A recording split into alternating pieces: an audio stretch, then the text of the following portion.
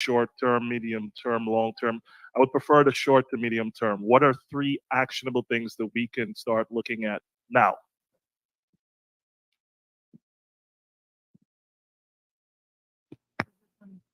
Is this working? Well, thank you for the question. I think the microphone. Is this good? Yes. Okay. Awesome. Thank you for the question. The diaspora continues to play an extremely critical role, in terms of regulating, as it were, what happens back home. We have over 1 million Guyanese in the diaspora. There are more Guyanese living outside of Guyana than in Guyana. And so we have to begin to understand just the sheer numerical power of the Guyanese diaspora. Immediately, you have representatives at the state level, people that rely on you for your vote to get them into their respective offices. One of the initiatives that I believe we can work on immediately is a simple letter writing campaign to bring to the attention of your representatives what's happening. Now, I believe that we can help by having, because you spoke this morning about the message, and this is where the diaspora organizations can become very important, because what needs to happen is that you need to have one message that's being spoken across the US, wherever the Guyanese diaspora finds themselves.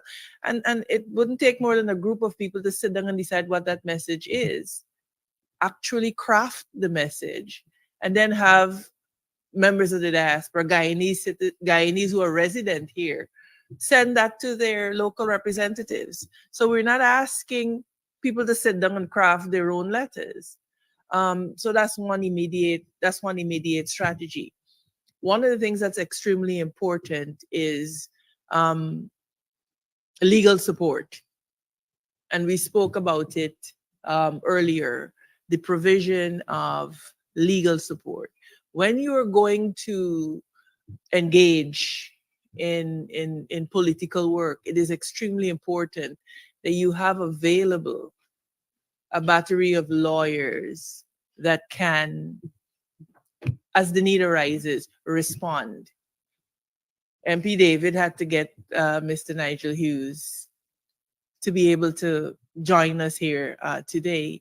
So legal assistance, letter writing, as well as making use of media here in the US. These are some things that could be done immediately. It doesn't require a lot of input, but the same message spread across the US is what is very, very critical. And don't forget supporting, financial support of programs that bring the information. I want to say something, and I'm glad the question was asked, because a lot of people talk about what the opposition in Guyana does and does not do. Are you aware that the leader of the office of the opposition is a constitutional office? But our budgetary allocation for 1 year is the equivalent of 35,000 US dollars. For 1 year. Sorry? Exactly. For 1 year. It's 35 million thereabout, 35,000. No, it's about, yes. No, I'm speaking in US terms. Yes. It is less than 50 million Guyana dollars. I'm just saying it is less than 50 million Guyana dollars. It gets less money than the First Lady's office. Want you to understand that. The members of parliament in Guyana are not paid a salary. They're paid a stipend. Very, very important that you understand that. Of $1,000 US per month. And with that, you're expected to do your constituency work. You're expected to go into the communities and you're expected to respond to needs. So I want to be very, very clear as to what is going on. So when people talk about gathering data, and I see there is in the press back home, something about the Congress, people asked us for evidence of discrimination. And I smiled because, I mean, I was sitting in the room and that did not come up. In fact, what was said to us is that we are acutely aware. We are acutely aware of what you are facing home. We have the details. What we want to hear is your plan for Guyana. And we took the opportunity to lay out our plan for Guyana. So whoever's peddling the misinformation, I hope that that clears it up. But I wanted to make that very, very clear so that you all understand just the constraints that you face, even financially, as an opposition. So when you hear they're not doing this, they're not doing that, they're not doing the other, understand. So it's a catch-22 situation because the government of Guyana has peddled this message, produced the evidence. So this is a catch-22. The Commissioner of Information does not respond to our queries for information. Any information that we get, for example, you would have seen we had a breakdown of the number of roads. Nigel Hughes had produced something about the breakdown of roads in the communities. We literally, he would have had to gone into communities, paid people to go street by street to do surveys to be able to come up with that information. Because the ministries, the Commissioner of Information, when you request this information, it is not given. And so I want you to understand just the sheer gravity of it. The last point I want to make is that we do not have access to state media. Whilst we allocate in the National Assembly for state media, the opposition does not have airtime on state radio or TV. We're not given space, except it is to say something negative in the daily news. And so this is something that we have to understand. And I hope we've been able to sensitize. We thank God for people like Kadaki, who's here with us today, that use their online platform. Right? Dr. David Hines, you know, who do politics 101. The man that's streaming this live right now, Shara Duncan. These are the people that are able to carry the message. And so what has to be in the diaspora is that every member of the diaspora must become a messenger for change, a messenger for democracy in Guyana, and a messenger that we need strong democratic institutions. I went on for a minute, but I thought it needed to be said. Thank you. Okay. Test. I want to ask Dr. Hamilton,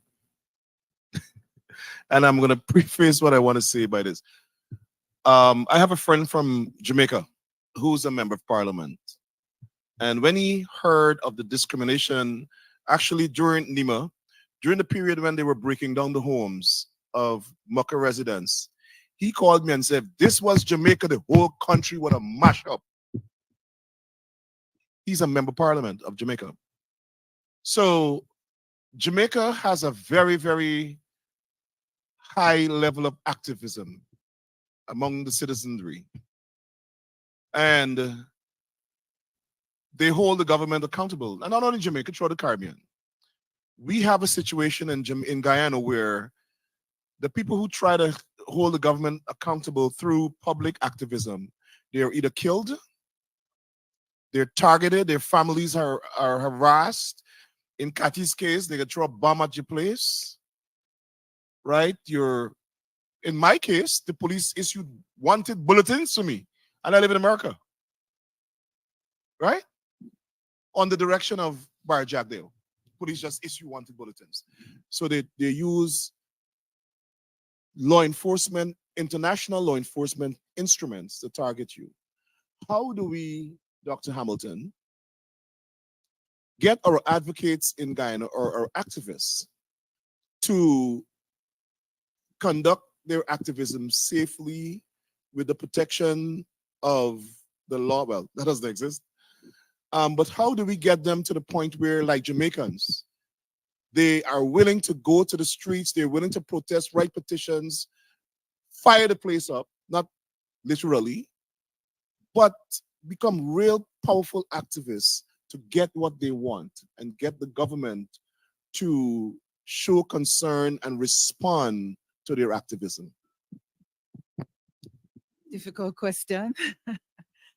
It's a couple of comments. I want to build on the point being made about the important role of diaspora, because while we have for a long time been very proud of our record of the freedom of the press, and so we are able to speak without fear of being killed, the fear still exists. And so many of us who are advocates are frustrated that more Jamaicans are not doing more. So it's all relative. And of course, looking on from the outside, it looks like we're very active, and many of us are. What we've found is that the role of the diaspora is key in providing that kind of motivation and energy, because the diaspora is far removed from the day-to-day reality.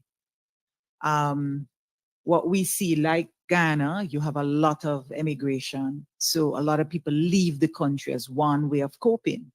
You know, you can't respond, you're not putting up with what's happening, and you leave. Jamaicans have the same. A lot of our tertiary educated, I was just talking to a colleague talking about the number of teachers in the American school system from Jamaica.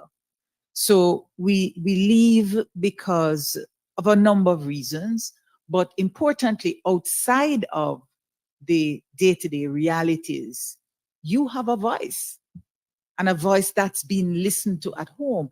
And there's a lot of power behind your dollars that you send back. So when you interact with families and friends, encourage them to act. So I'd say that that's one thing. We've come from a long tradition of Nanny of the Maroons, Marcus Garvey, Bob Marley, and so on. These were advocates for change that were prepared to risk their lives. And it kind of boils down to that. You know, Jamaica is one of the most murderous countries in the world. That is the data. And we don't play when it comes to settling disputes, very deadly.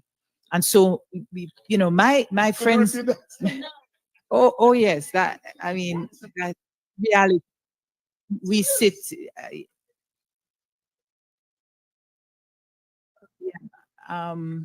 so yes, so the threat is real, and people, my friends and family worry about me in Jamaica because I'm very vocal.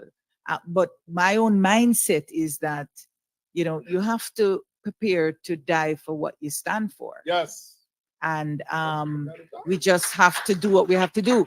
And I always live with this memory, you know, implanted in my head of where we've come from, that our ancestors fought knowing, not thinking, knowing that they would die, knowing they would be killed if you went against the colonial system.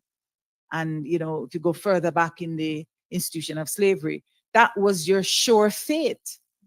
So we would not be here unless people were prepared to die for the cause of freedom, self-determination, and the right to live as humans with dignity and respect. So that's a historical struggle. It's kind of in the DNA of many of us. We feel that this is what we have to do. And I think we have to create that culture, if it doesn't exist, of that fierce determination to just keep fighting against all odds. Thank you. So I know, thank you. I know that Mr. Thomas had a question earlier, also Mr. Basdale. So, oh, there you are. All right.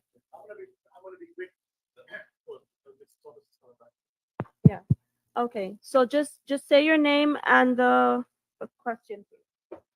Good afternoon, everyone. My name is Derek Basdeo. I live most of my time in Guyana than here. And I'm not going to say much things, but I'll discuss it with some important people that I understand quite well. I know what their passion is, and I know how much they want to change Guyana. One thing I'm going to definitely say is from Mr. Rickford, I will take a couple of pages from him, what I learned for these 2 days, right, and implement it in Guyana, all right? And he make me stronger, and I must say this, to be standing against people like Barajagio, the vice president of Guyana, where he's serving his third time now as a vice president. You know, and this is no joke. He's kind of a bully. So I'm not going to say, I know he's probably going to look at us and look at me because, you know, he have threatened me, and that is on YouTube and all over the place. Mr. Burke, I wish you well. Whatever I know is very costly, and I'm going to guarantee you I will contribute something also. All right? My dear Miss Amanda, I have learned also about you. You got many of MPs in the room here. Whatever happened to Mr. David Patterson should never happen again to none of us, right? And we thank God for an attorney at law like Mr. Nigel Yude to come to our rescue, not once, but many times. And my Jamaican sister, I will stand strong, all right? I would never fall down, all right? You have motivated me a lot. Thank you.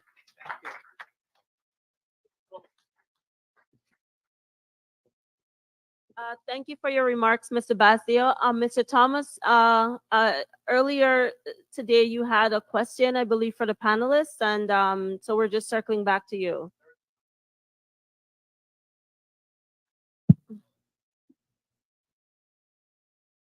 Yeah, good afternoon. My name is David Thomas. And for the past few days, I've been listening to all that has been going on. And it seems that the emphasis is on Bharat Jagdeo. Who he elected Bharat Jagdeo? He was never elected. I believe that some of the emphasis should be on the person that was elected as president of Guyana. Let's put some pressure on Infant Ali. No? Infant Ali. I'm not kidding. I know what I'm saying. Infant Ali. I will repeat it. I believe that if the pressure is put on Infant Ali, who is incapable of even holding a press conference, we will get more results, because Infant Ali, when you take the spotlight off of Jagdeo and place it on Infant Ali, Jagdeo is going to get mad. I know he's going to get mad, because Jagdeo right now likes the spotlight on him. Focus on who should be the leader of Guyana. And let's see what kind of result we may have. Thank you. Thomas, thank you very much for that observation. I don't disagree with you. I would say that one of the reasons, well, we want to focus on all of it. We want to focus on the government, but that is the kind of government supposed to be. And yes, I agree that he should also be made to ask questions. Point is, though, that he's not allowed to speak. He's not allowed to act. And whenever he does, whenever he does, it's reversed. He just went to Santo Domingo, Dominican Republic, and signed an agreement about the refinery. And as soon as he came back, Barajagio reversed the decision. But I understand what you're saying. I don't disagree with you. And of course, when the government is engaged, when the US government is engaged in the Guyana government, they would engage through Afternnon. I agree with that. The other reason why you've heard Barajagio mention is that he threatened this event. And I made it clear to the members of Congress that he did. Before the Congress, I supplied the members of Congress with a video where he said that the members of Congress who come to our events are for sale. He is wild, stupid, and arrogant, disrespectful to Black people. He would never say it to a white member of Congress. And he wanted to denigrate a particular member of Congress because the person is associated with me. And he's continued to do it. And that's why today we asked the Congress to pursue sanctions against him and senior members of the Guyana-Africa. So we will follow up with that. We will follow up with that. So I accept your observation, and we will ensure that everybody in the government is held to account and to a higher standard of governance. I see we have a question. Oh, yes. So we're gonna take MPUs and then say it again. There's one moderator. Yes. She had her hand up for a while. Thank you.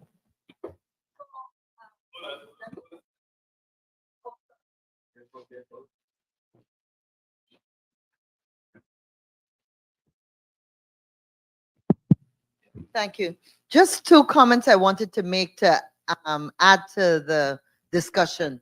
First of all, I absolutely agree with my colleague over here, because I think the persona actually lives and thrives off of the attention that he gets. And that's why I think if we took a position that he is of no strategic importance at all, he is just a vessel shouting all the time. And like you say, direct what we expect to the president, who must be accountable to the people. So the more and more we do not engage him and do not make him important, I think we could start to change the game instead of always having to play it according to his rules. He jumps and says something every Thursday, and then we must all respond to say, you're talking nonsense, it's another lie. Extricate ourselves from that. The discussion on the difference between Guyanese and Jamaicans is a very important one.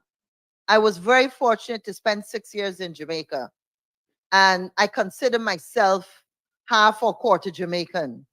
The challenge we have in Guyana, and it's an important point, because we have to find a mechanism. We have to have recommendations on how is it that we can encourage our people to step forward, to voice their discontent, to stand up and speak out without fear.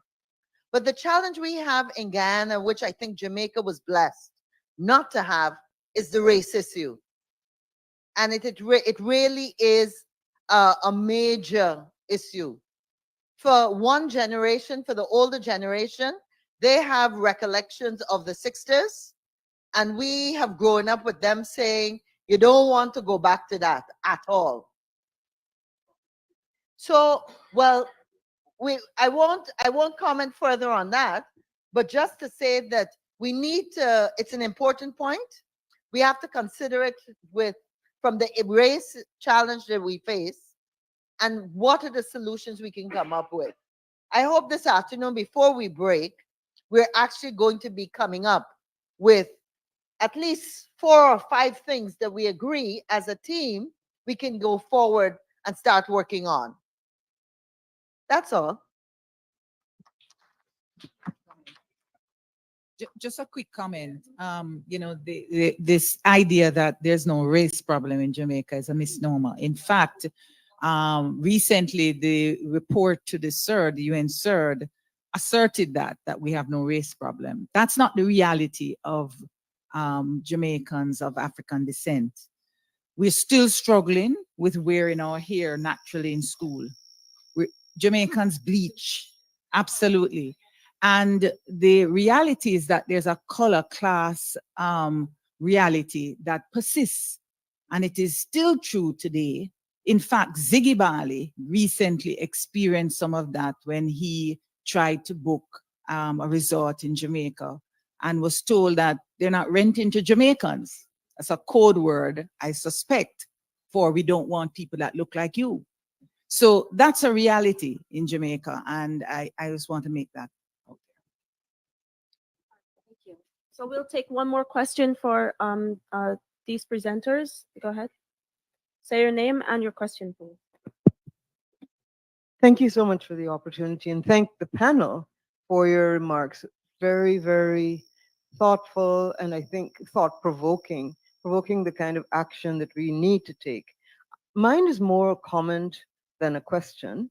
I listened very carefully this morning, Dr. Hamilton, when you said that we ought to claim the country. That is what is lacking, I think, in our conversation.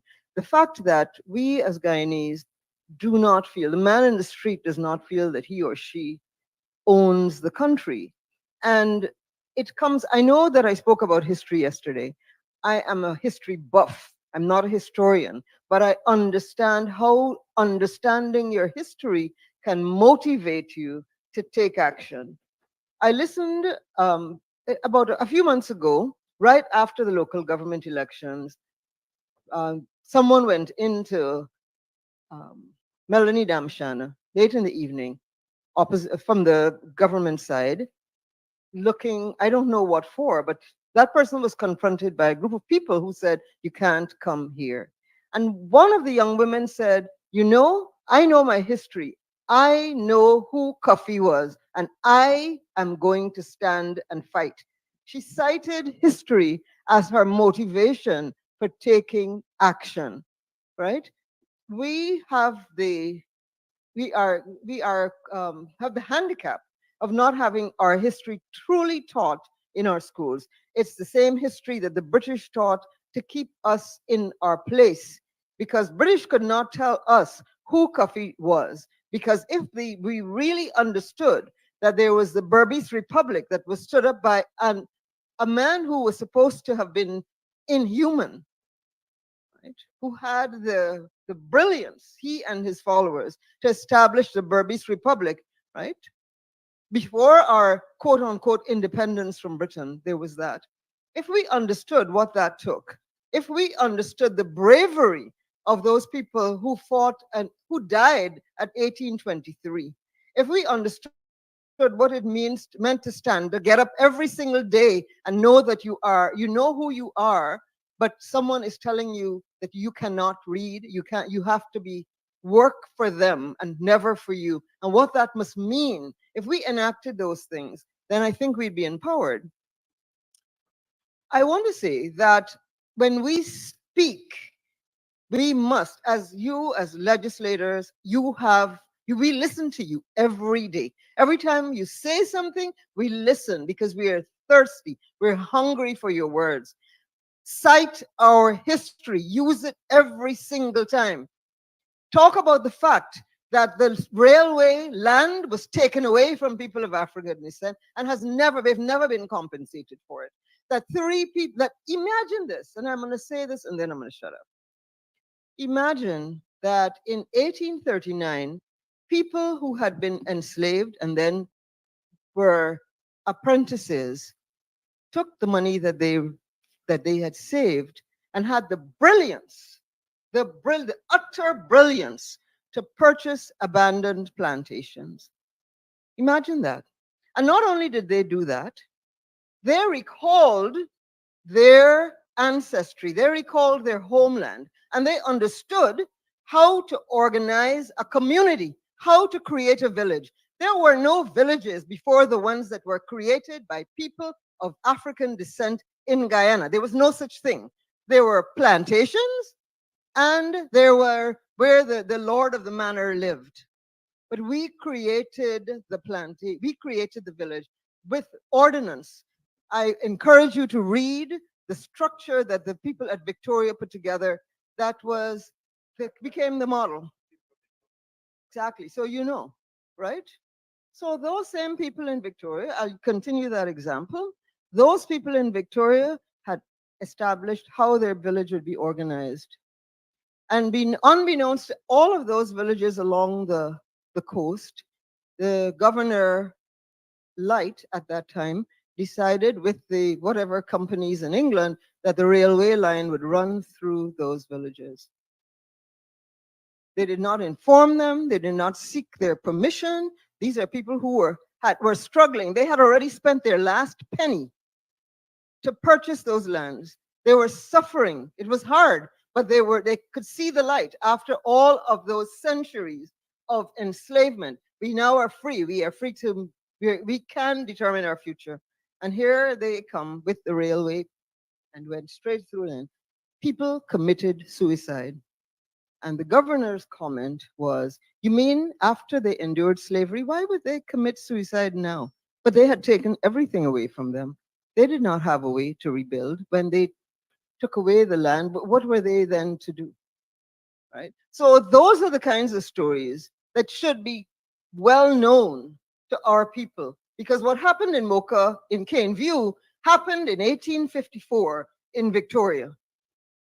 We have to, you said it earlier today, someone did. If we don't know our history, we are destined to repeat it. And we are seeing the repetition of our history today. In fact, I think that this administration, if we don't watch very carefully, will do better than the British, will improve on their strategies of oppression because they're using their playbook and they've just modernized it. Thank you.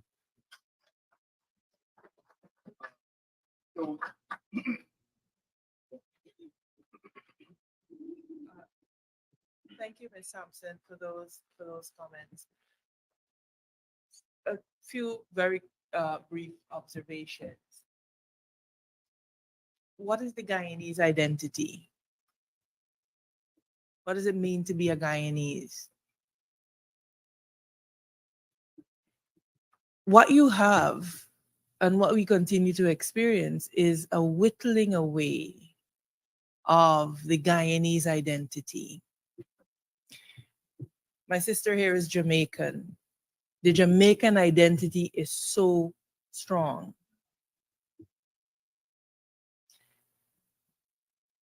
For the 23 years, the previous iteration of the PPPC administration, what you saw was a denigrating of anything that had to do with nationhood. And as a little girl, we had to sing national songs. Nowadays, that's absent in schools. And what that did was that it engendered in you a sense of belonging. It engendered in you a sense of nationhood and a sense of pride. When you do not feel like you belong, you don't fight to defend anything. And that's the psychological war that's being waged on Guyanese every day. And we see it now today with this one Guyana mantra. No longer are we one people, one nation with one destiny. You see this sloganeering of one Guyana. Nobody has been able to articulate what that means.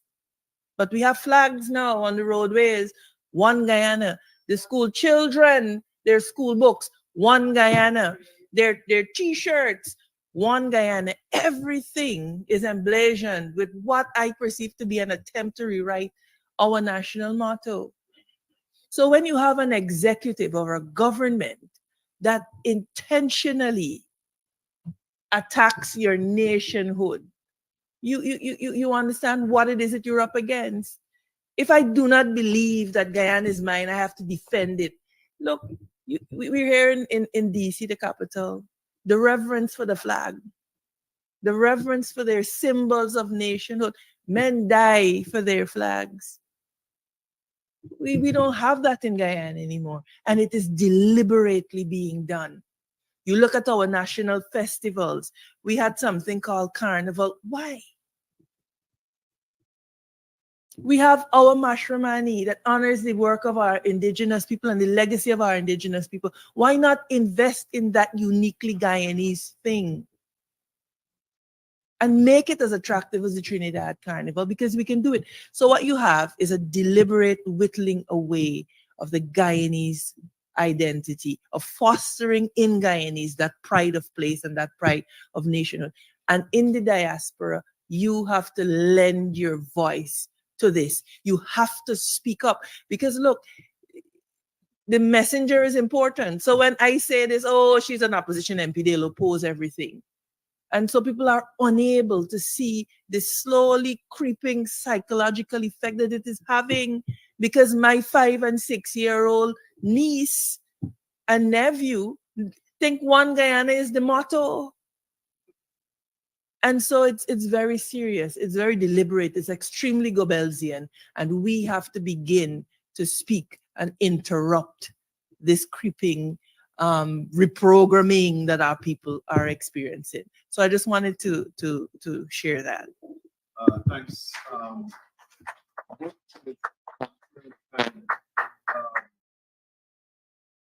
MP Walton is here.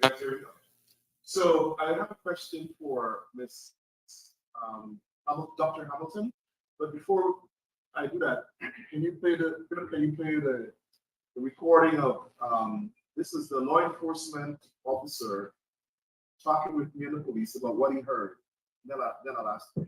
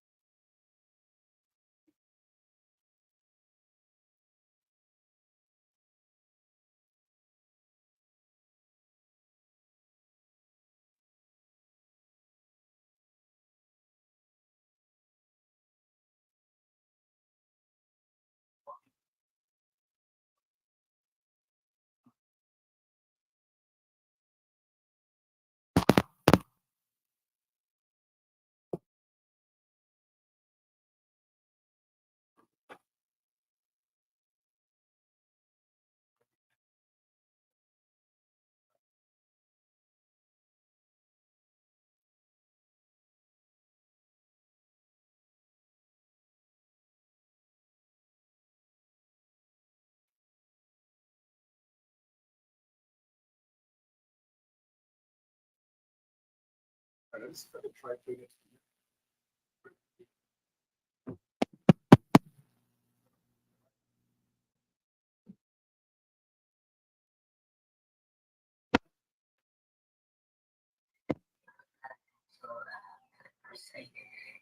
You got it?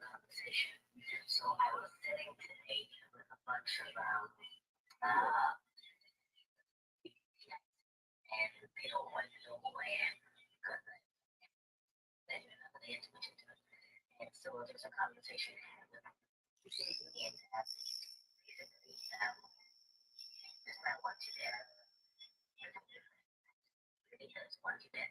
And so I'm actually sitting in and trying to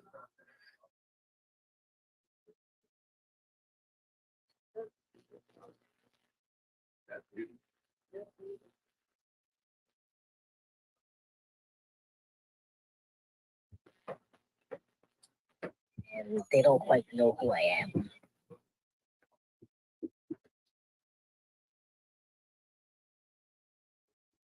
Correct. Just a heads up. It was not an actual clip per se. It was a telephone conversation.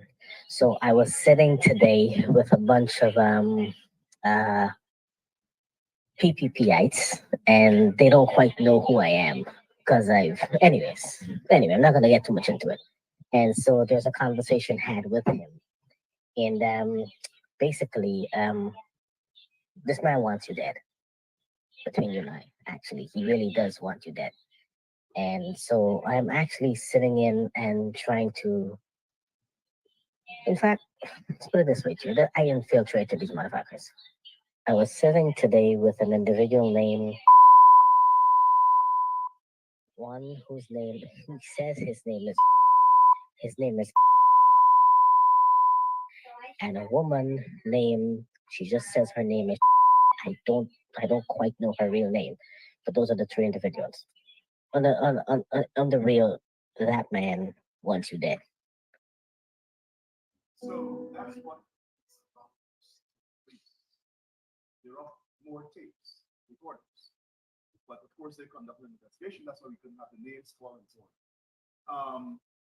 When, as an activist in Jamaica, you face this kind of thing where a law enforcement officer is reporting to you and the police that he overheard the Attorney General of Guyana saying he must be killed. And then the police verified part of it and issued, well, not issued, but in the police report said that he's wanted. How do you, as an activist, imagine if I was in Guyana, the man came to America and advocated for being killed. So how do you, the people on the ground in Guyana deal with stuff like this? And bear in mind that in the run-up to the 2020 elections, Courtney Cumming, 2015 elections, sorry, Courtney Cumming, who was an activist that ran a protest, conducted a protest outside of the same person's office, was shot and killed when he was campaigning in Diamond, right? Mm-hmm. Diamond. And I have seen a police report in which an individual allegedly connected to the Attorney General's office, named in the police report as their vehicle being seen leaving the scene where the guy was shot. So how do we deal with that as an activist on the ground? Well, let me just say, as long as we're building a country based on the rule of law, then we have to tackle these things legally. And as flawed as our legal systems are, we have to work with what we have until we can fix it. And so I would say that this is definitely a matter for the law and has to be addressed that way. We found in advocacy that we find a lot of limitations when it comes to investigating matters, and we don't see outcomes that perhaps we want. I mean, there are significant reports by the US and so on that is looking at, for example, corruption in our country, and we're not seeing the scale of arrests that warrants certain the perception, if not the reality, of corruption in our country. So we constantly have to be pushing the boundary between the legal limitations that exist in terms of the kinds of outcomes we expect with respect to arrests and so on, and the moral obligations that we can advocate around, that while we may not be able to win legally because of technical issues or whatever, we have to respect the law, we certainly can win in the court of public opinion around the morality of the issues that are on the table.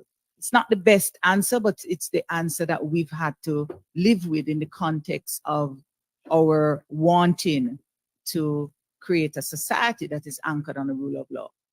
So we're not going to try to skirt. We have to respect the law in spite of its limitations. And we continue to advocate and to appeal for, on a moral basis, for the kinds of outcomes that we want. Thank you. We want to transition into the next presentation by the next presenter. But in the same vein, we want to show the people in Guyana watching that today we met with our members of Congress from the Congressional Black Caucus. No, they couldn't come because they were doing ongoing votes. So we went to see them. And we were very good, I think, advocates on their behalf. We advocated for a fact-finding mission from the Congressional Black Caucus to Guyana. I think that will happen. We advocated for the United States to support and help arrange an international investigation into the death squad murders that took place in Guyana under Barjatlin regime, which he just boasted about. I think that will happen. We intend to launch a project,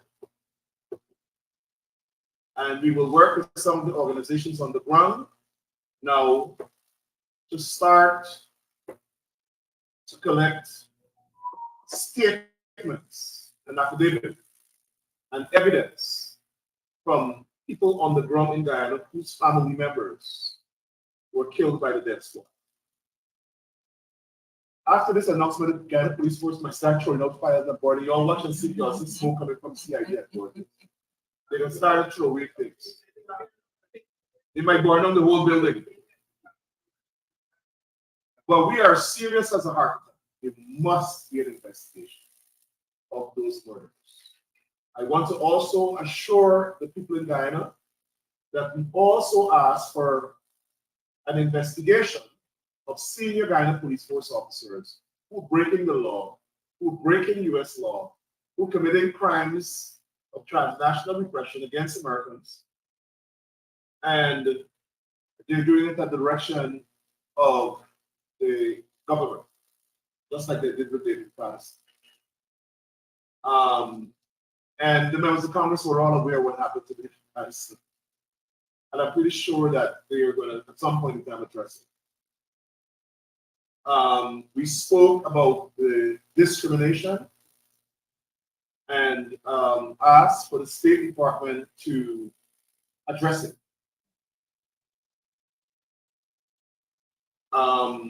We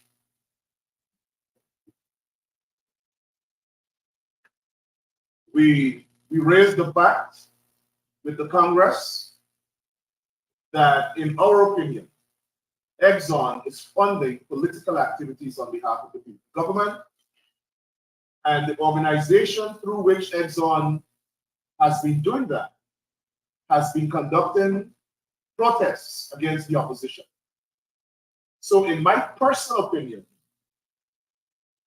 some of those monies from Exxon could be or may have been used, or we were trying to find out if it was used to lobby against this Congress, this conference, and finance political protests against the opposition. And for those executives at Exxon who are watching, this is a shot across your bow, because we intend to now talk to the Justice Department to see if you guys are violating the Foreign Corrupt Practices Act. We are serious as a heart attack. And we are not accusing Exxon of anything, but it stinks. And I don't think it's any coincidence that the government is using lobbyists that have a certain affiliation. And also, we are going to ask, we have asked the Congress to consider directing the administration to see whether Exxon is breaking any international or US law by flaring, by refusing to have adequate insurance to protect the Guyanese people in event there's a disaster, an emergency, an oil spill that will wipe out us in Guyana and the Caribbean. It is disrespectful to the country, and it is appalling that the government has joined with Exxon to fight a court ruling where the court said Exxon must put certain measures in place to ensure they protect the Guyanese people. The government is backing Exxon to undo that judgment. The Guyana government is against Exxon following a court direct order to put measures in place to protect the Guyanese people, protect the people in the Caribbean region, protect the people in South America and Latin America. Because if there's a massive oil spill at Guyana, the north there of in the Atlantic Ocean, where it meets the Caribbean, everybody's going to be affected. Marine life is going to be killed. throughout the Caribbean Sea, up towards the Venezuelan coast, and other South American coastal countries. Probably, well, it's going to affect Jamaica too. We just hope that the Jamaican protests will be moderate. So the issues that we raised with Congress were very serious issues. We are not asking the American government to intervene in Guyana's internal affairs or violate Guyana's sovereignty. We exercise our constitutional rights, and no Guyanese official was there. This was us talking to our government, using the constitutional right to petition the government to take action through foreign policy execution. Through foreign policy execution. And lastly, we inform the members of Congress that we are very unhappy with the embassy in Guyana. We inform the members of Congress that we don't believe that the embassy executes U.S. foreign policy in an unbiased way.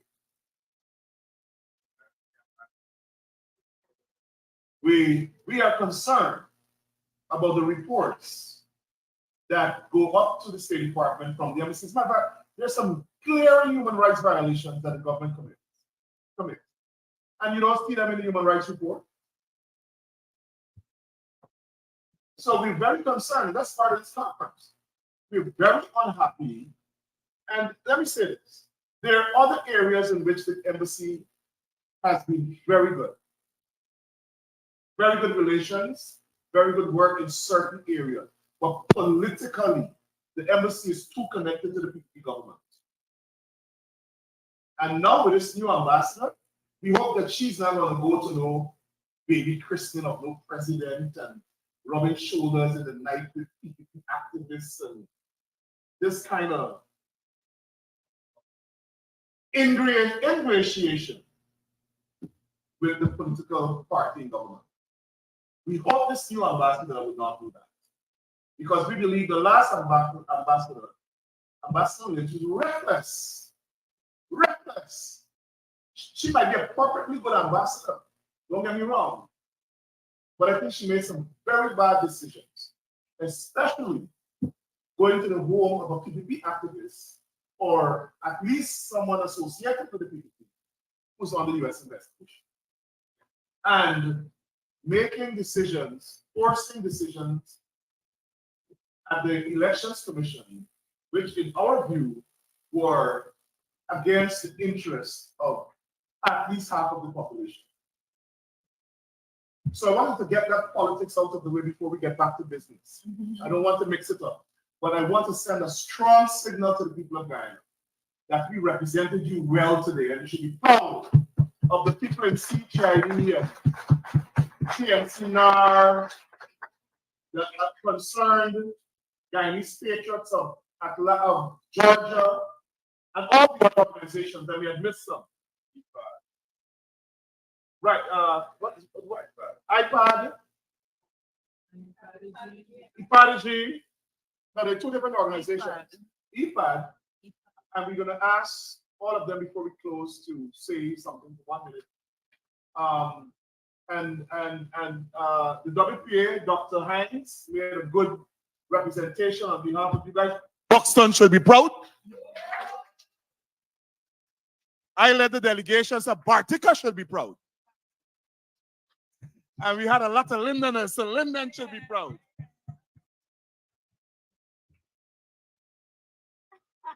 No Christianburg, Linden. So thank you guys all, everybody who went on to the meeting. It was a very large meeting. The Democratic leader promised that he's going to get back to us with what action he and or the Congressional Black Caucus will take. But most important, people on the ground in Guyana, get ready. We need empirical evidence about discrimination and particularly death squad killings. I want to assure all the family members of the death squad victims of the death squad extrajudicial killings, that we will keep fighting for justice. I'm not sure how it will end, but we will keep fighting for justice. So let me say this to the PPP supporters. Think about this. If your family members were killed by your perceived political opponents, wouldn't you want justice? Let me say this to the government of Guyana. The Constitution entrusts you with the responsibility of serving and protecting the people of Guyana. Hundreds of people were killed. Don't you think their families deserve to know why, how? Do you think to the media in Guyana, why aren't you asking questions? Why were these people killed? Why were there no investigations? You just kill black people and just think that their lives are worthless? Think about it. To the people in Queens who want to jump and attack us and call us all kind of names that are against the United States hate crimes provisions, think about it. 1,400 of our people were killed. Are we supposed to be silent because your government did it? No. All right? So that was an appeal to your humanity. And for them to understand why we are so passionate. And if East Indians are killed by any other government or this government, we will be just as passionate. Because we believe in humanity and respect for human dignity and life. Thank you.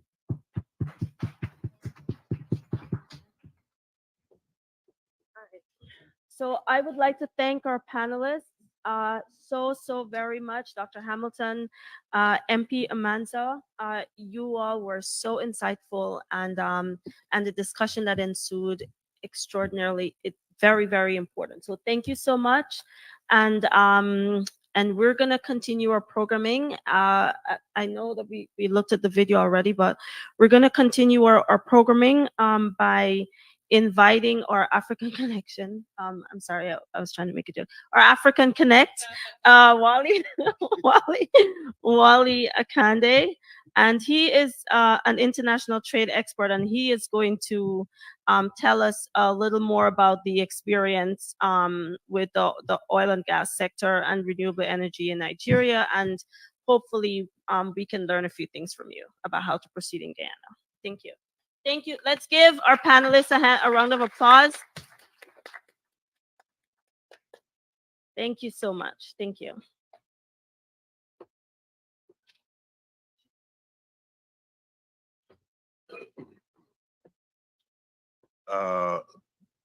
Good evening. Good evening. My name is Wale Akonde, and from Nigeria. And this is really my first understanding of the issues that exist in Guyana.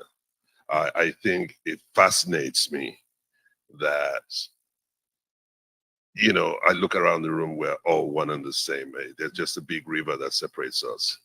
And the issues, and I'm glad I've met one or two people who actually have said that their parents or grandparents lived in Nigeria for a while. So it just confirms the fact that we're all bonded in some sort of way. Secondly, the bond is now oil.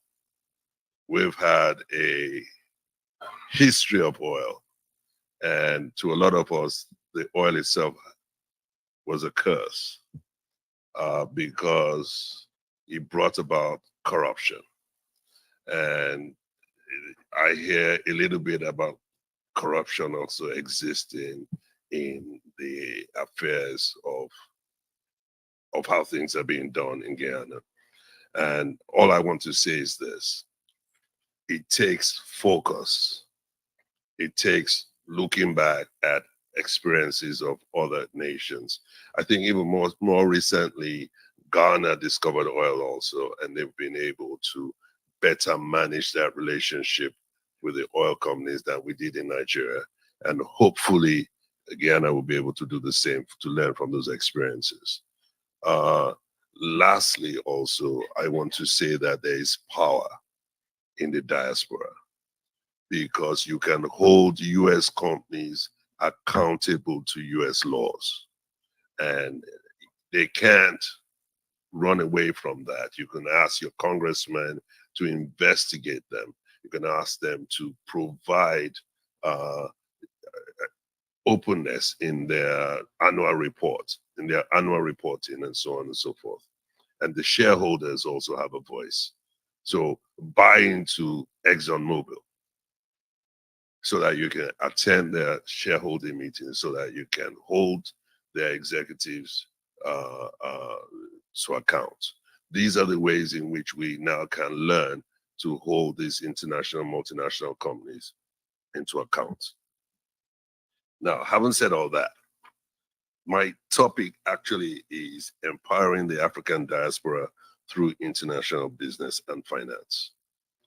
And this is a very, very important topic because for too long have we felt that we didn't have any power,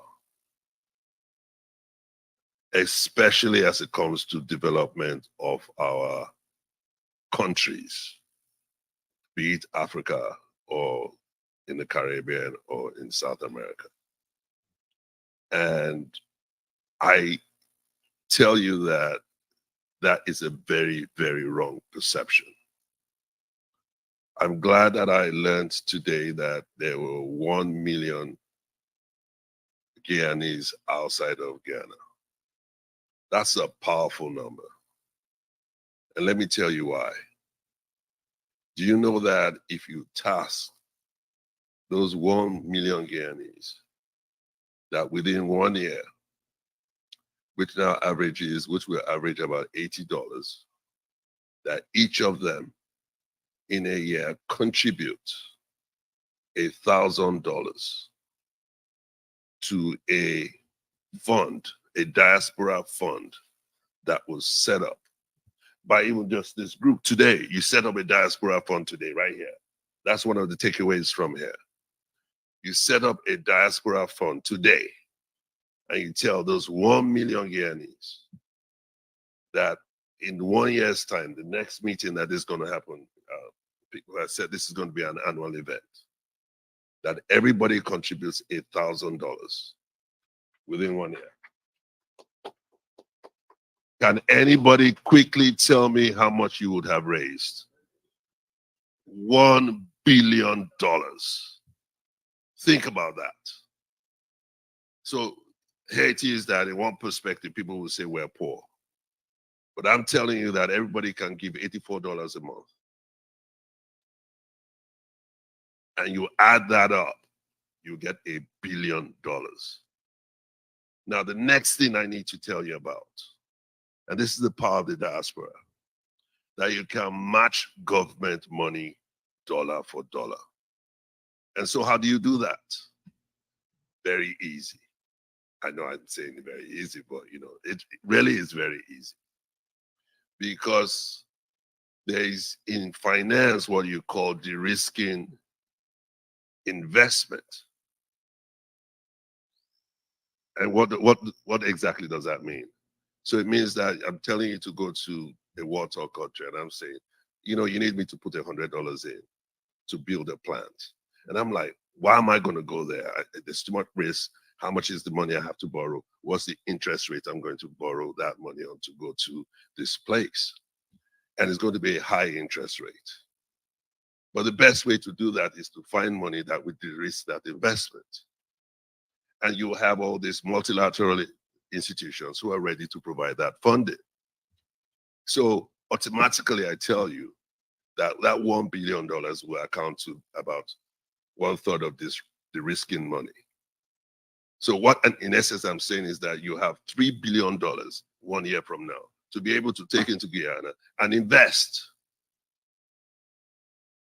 $3 billion, that's a lot of money that you can put in your in SMEs that will provide returns on investments that will bring back, at least that amount of money.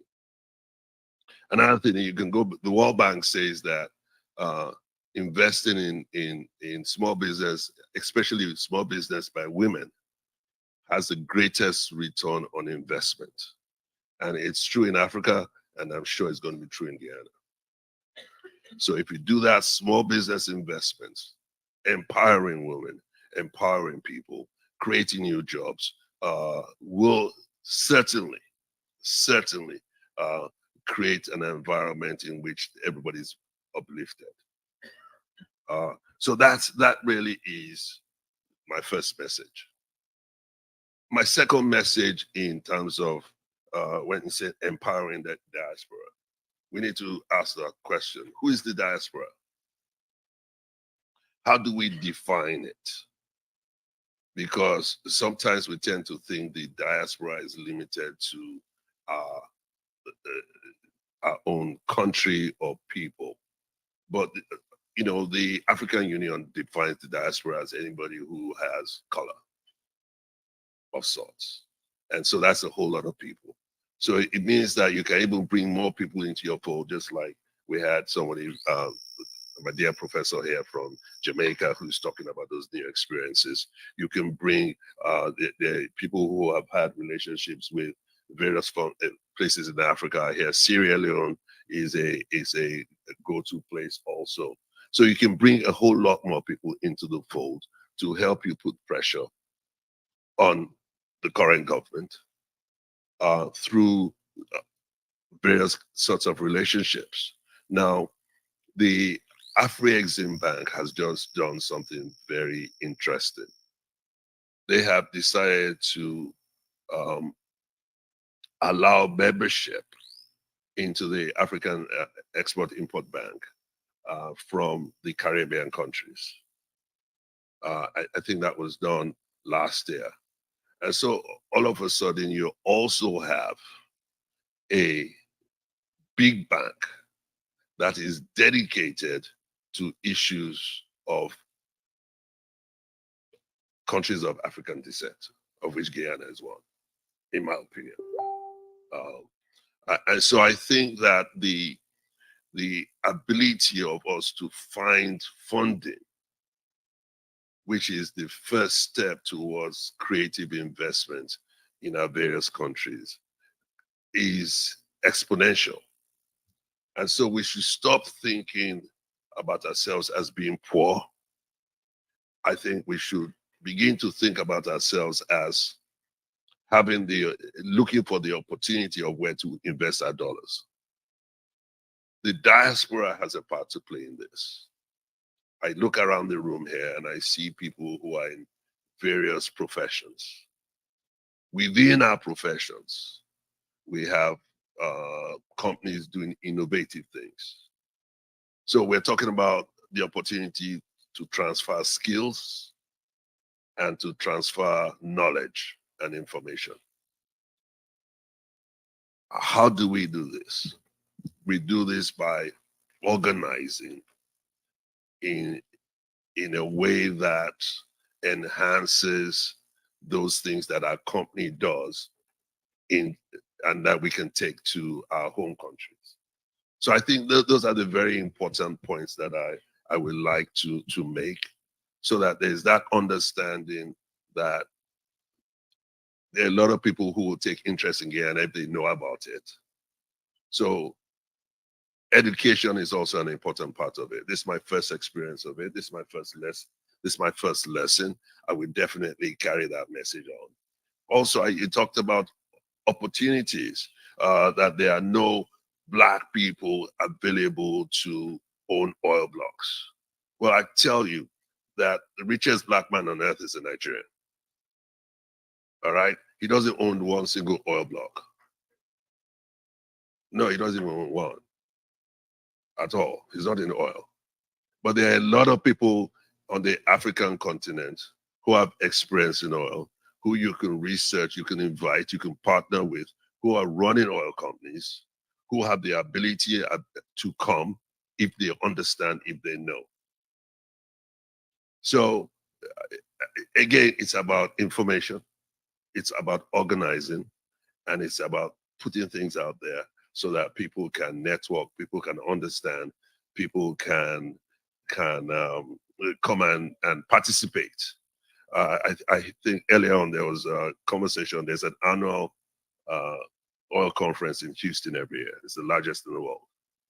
There's nothing wrong in the diaspora group going out there and saying we're looking for partners. And everybody who is in the oil business in the world goes to that. It's called the OTC. They go to that conference. So you can beat people at their game. With the diaspora money of raising $1 billion, you have $1 billion, you go find partners, you will have an oil block because you'll be able to compete if the goal is having your own oil block for whatever group there is. But my comments here are broader in talking about the development of a country and finding finance from the diaspora to develop the country. And then I'm saying that the diaspora, the money exists if you set for yourself goals and what you want to use the monies for. So if you want to use the money to build schools, if you want the money to build universities, if you want the money to engage in business, to provide a certain amount of return, I am very sure that within this group, if you start one today, I'll put $100 there. I'm not doing $84 a month though. I'd like to see it get that. I'd like to see it get to $1,000. Then I'll bring my money in too. But there's that, because if you show that commitment, people will join you. And if you show the commitment, and the next thing you need to do is to put a management in place, a transparent management in place that says, this is the money, this is what we're going to use it for. You can attain those goals. So please, people, this can be done. It's easy. It's easy as starting today. Everybody here at $100. It's the start of a fund. And I promise you, I will put my $100 today. You know, so this, yeah, okay, let's do it. Yeah. I'll do it. I'll do Rick it. puts his $100. Yeah, I'll put my $100 too. Yeah. Here's my $100. No, It's right next. yes. But this is how the diaspora should work, because we have an understanding of what a better life is. And we understand what it means to be empowered, because we have been empowered. We have been empowered by the opportunities of being here, if you're here in the United States, of having an education and having a job, and having light, water that you take for granted, that the people back home don't. They deserve that life too.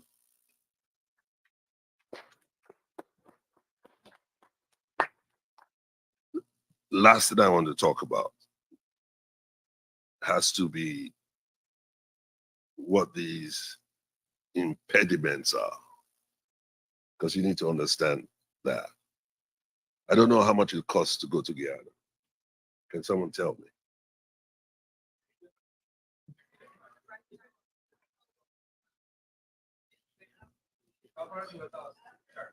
Okay, $1,200 flying economy. How many hours does it take? 5 hours. That's a long way to go on 1,200 on the straight jacket seat. Travel to our countries are still very expensive. So it's very difficult if you can't travel, if you can't meet people, to aid development. So we need to collectively plan, the diaspora in itself, plan on how we can begin to make travel more affordable and easier, so that we can quickly go to Guyana. And the more they see us, the more that we're involved in their lives, the more we can influence them to do the right thing.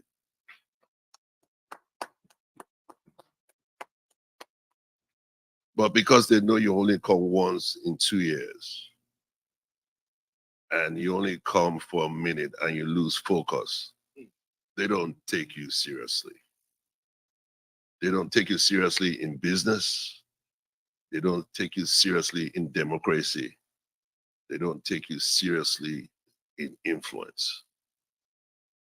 Being able to go often changes that dynamic.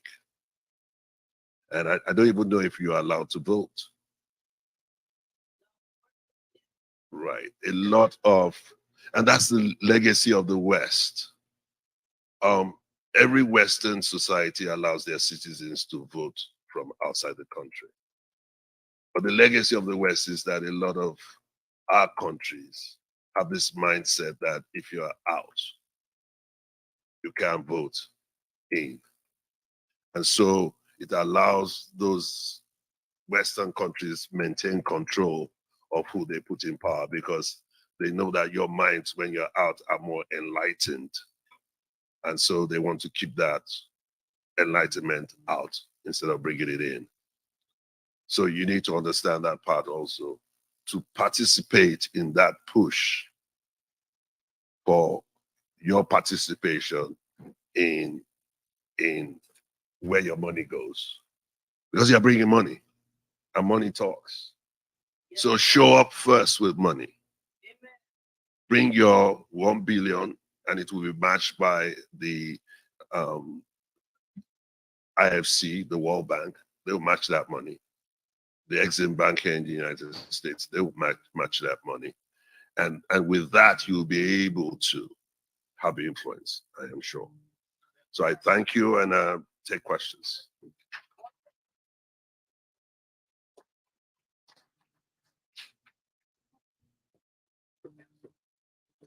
Thank you, thank you, thank you so much. So we will take questions, but I have a question first. So I know that you mentioned issues of corruption in your country. I mean, you all have been oil rich for a very long time. I think since the 1960s or so. 50. We had oil at 50. Okay, so you've been oil rich for a very long time. So I would like for you to paint a picture for us about how that, what I'm calling oil rich, how that wealth from a natural resource in your country, how has it benefited like the everyday Joe Schmo? What has been done? Say it again. Well, I'll let the rest. I don't want to call him up, but I'll let him answer. Whether it's yes or no. How has it been used to address the social issues in your country? Thank you very much. I think there are two. If you look at Nigeria as a specific case, there are a lot of attendant issues. But oil, we had too much of it for a minute. There was just too much money. We didn't know what to do with it. We had a president who says that Nigeria's problem was not money. It was how to spend it. A lot of people might not even realize we used to lend money to countries. We lent money to the United Kingdom. It's there in 1967, I believe it was. We lent money to the UAE. We were lending money because we had a rural population that didn't really need the money. We were self-sufficient in food. Nigeria is a very blessed nation. We have no natural disasters except human ones. Really, we don't. And it's not an incidence why Nigeria is the most populous black nation on earth. It's because we have a confluence of two rivers in Nigeria, and we have arable land. And it's that elbow of Africa that has always had that food. I mean, food is abundant in Nigeria. food rots. So there are no investments in that area of it. But we don't have that. So the problem coming back is that there was too much money. And so there was too much loose money. There's still too much loose money. You have people stealing $1 billion and nobody blinks. But that's a lot of money. And so the issue is that oil has allowed us to lose focus on development. Prior to oil, we had great development. We had we had uniform development across the country, but now we're trying to get back to that, and so it's very, very important to have systems in place to deal with new money that Guyana is going to also suddenly receive. And money, the oil money comes with one thing: corruption. So you have to be ready to guard against that, because just too much money, and there's poverty across these lands that have these monies.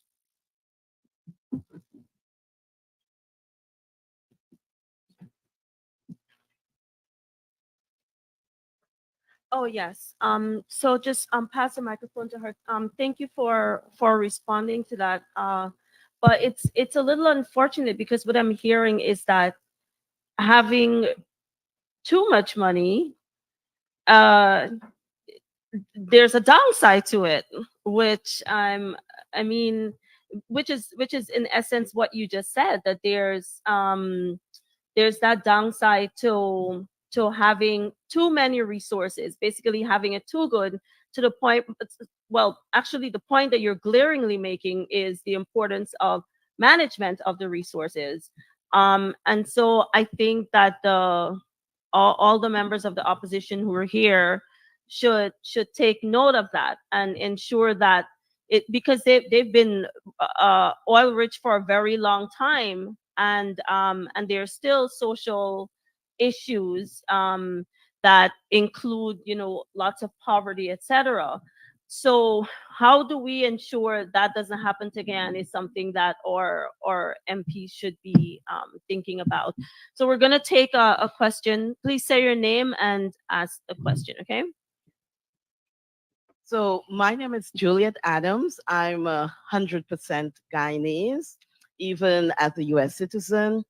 So, and I have also worked on a project with the Niger Delta area in terms of giving greater visibility in the US in marketing the lack of funds that go to the ordinary citizens in Nigeria. So I did have a touch of the oil industry in Nigeria.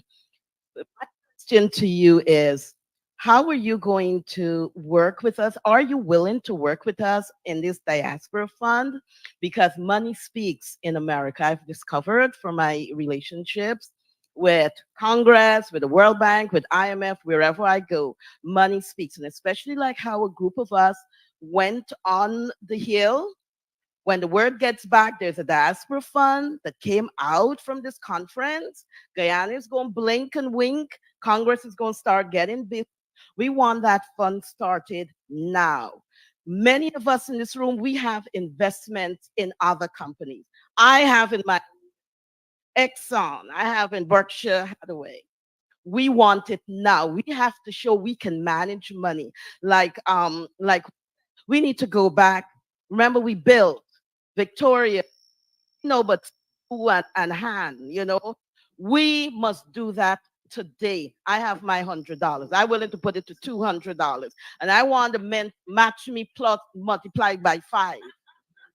Today. And sir, you got to help us, because you sow the seed and we willing for the forest. We don't want no little baby trees. We want a forest, and that's what we're going to take to Congress, and we're going to take to Guyana, to all the Jagdios and the Alis and whoever, and to the people. We're going to let them know we serious about money too. Thank you.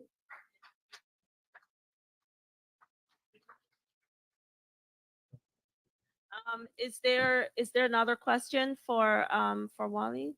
Oh, yes, MP Manzo.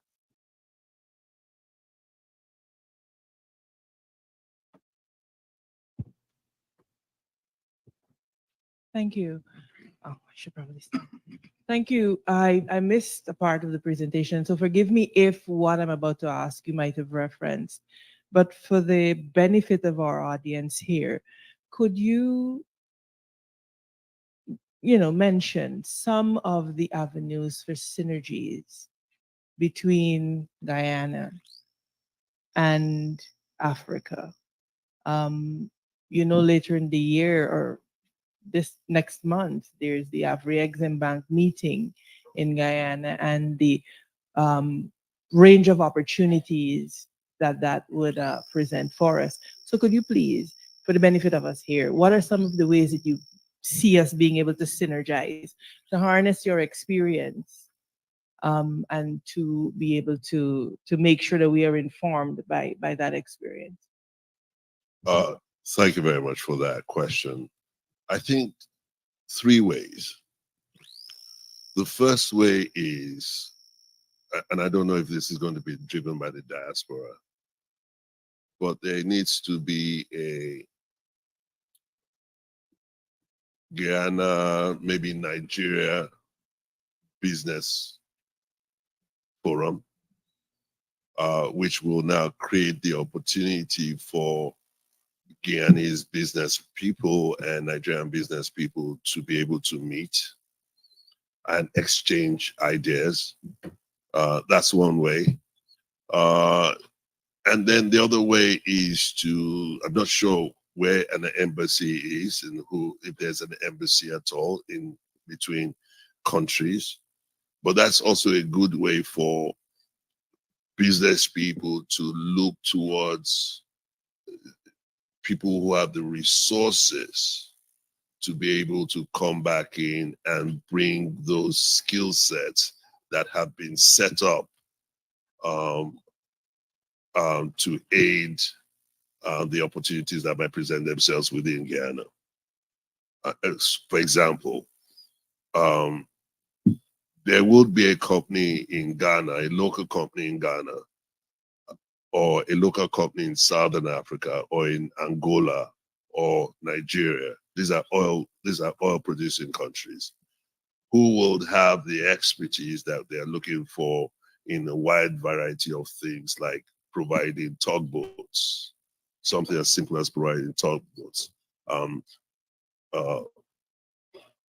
equipment yard, simple things like that don't require expertise but require money to be able to get done in the shortest possible time, that you can then begin to present to these multinational companies, both locally and to their headquarters, that there's this ability and you want a contract from there.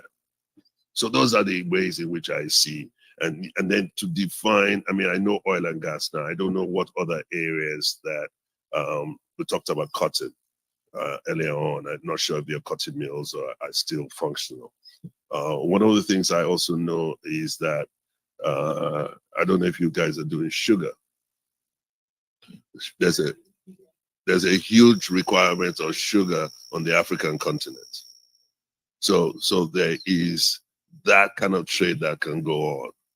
But a lot of times what we find is that, especially Brazil produces a lot of sugar, but then you have to first of all go to the international market before it comes down here, as opposed to direct trade.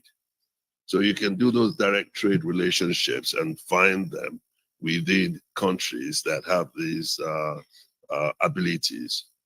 So that's another way in which you can foster trade, But I keep saying it that the diaspora has the financing, because at the end of the day, it comes down to money. Financing to finance that sugar plantation in Guyana that might have died 10 years ago, but can be revived and resuscitated because there is a market in Ghana for sugar that you can sign a long-term contract for. And that it now provides you, and then the fund now provides the financing for it. There's so much trade between ourselves that we're not yet doing that we should be doing. And I'm glad that Afri-Exim has seen that opportunity and is bringing it by this first conference that's going to be held in Guyana.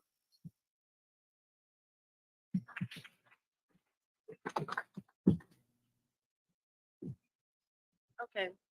So our timing is, we're having so much fun, but times are going, and I would Before some of some of the issues we want to pursue with Wale are so sensitive. We're gonna pursue them with him personally. And so we can have discussions. And what I would like to see is and this is something we discussed on Capitol Hill. I omitted to mention that Black businesses in Guyana don't get support. Many Black businesses are dying because they don't have financing to expand and grow. And that's something we discuss where we'll ask we ask the Congress to have the administration or opportunities for funding for Black business in Guyana so they can grow and expand and flourish. So it is along that line that particularly I have an interest in, and many of you guys don't know who this gentleman is, but he gets governments elected in Africa. You heard me? He gets governments elected in Africa. That's not a joke. That's not a joke. And so he has the ability to help Black businesses in Guyana and even in other countries. And we want to discuss that with him. I also want to let you guys know that we have a particular interest in businesses in the diaspora, people in the diaspora, exactly what he said, doing business in Guyana. And we want to remove the red tape, the vindictiveness, and all of that we want to address. And so we will create an opportunity to work through what is a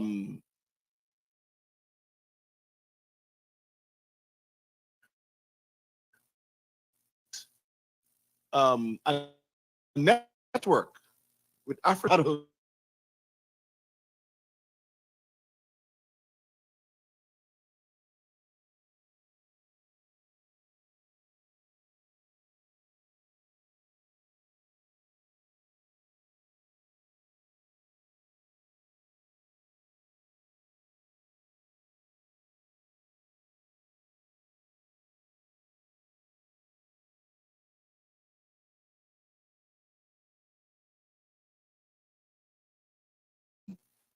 that works and rights. Thanks. and thank you, Rick, for wrapping up so much more.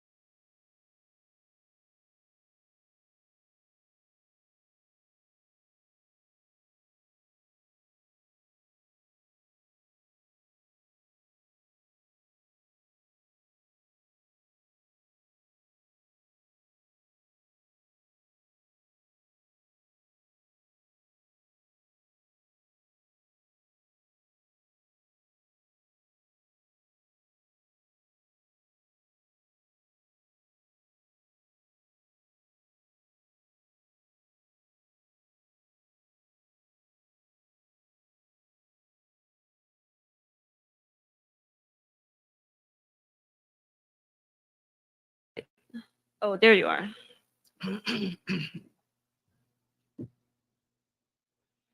And Ford, Mr. Ford.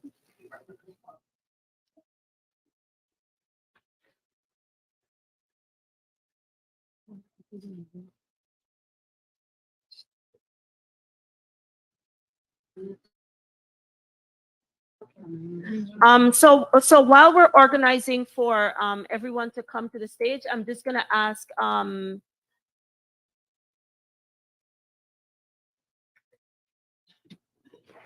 Rickford. Your name is on the thing. So what? So people, some people have to catch flights, but we want to do the resolution before they leave. Yeah. We think that's important. So we are going to get someone to read and move the resolution, the seconder, and then all of us will vote. So that's what we'll do right now. Let me.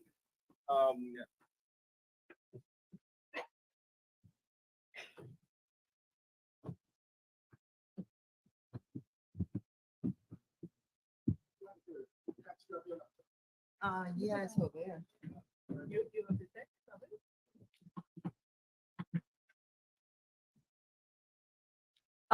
Mr. Roysdale Ford. Bryce, I think you step out a bit. Okay. Probably somebody gotta get in.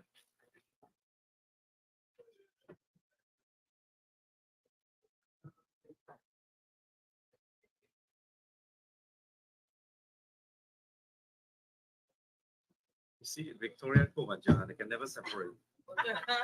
It's too. The Colibro man, you know, the board. Yeah, I see. Okay, can we have your attention, please? So, Mr.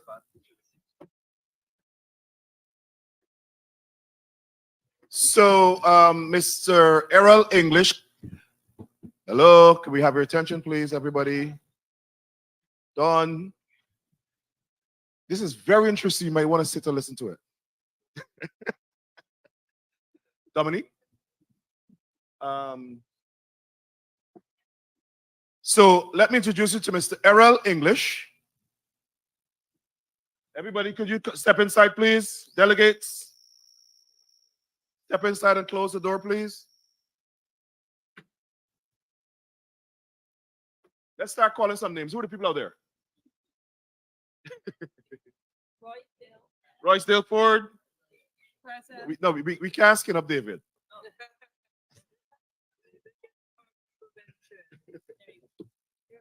Come in. This is important. We need everybody inside.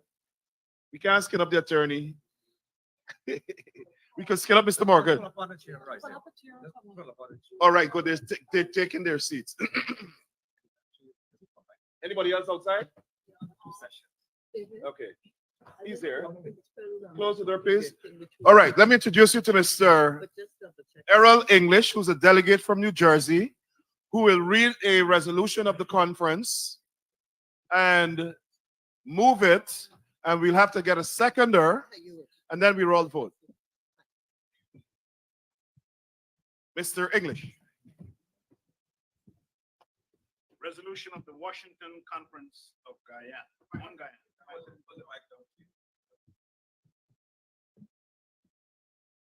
I read, whereas the Washington Conference of Guyana acknowledges the murder and extrajudicial killing of over 1,400 young Black men by phantom death squads organized by the Barrett Jagdeo PPP administration and other successive PPP administrations.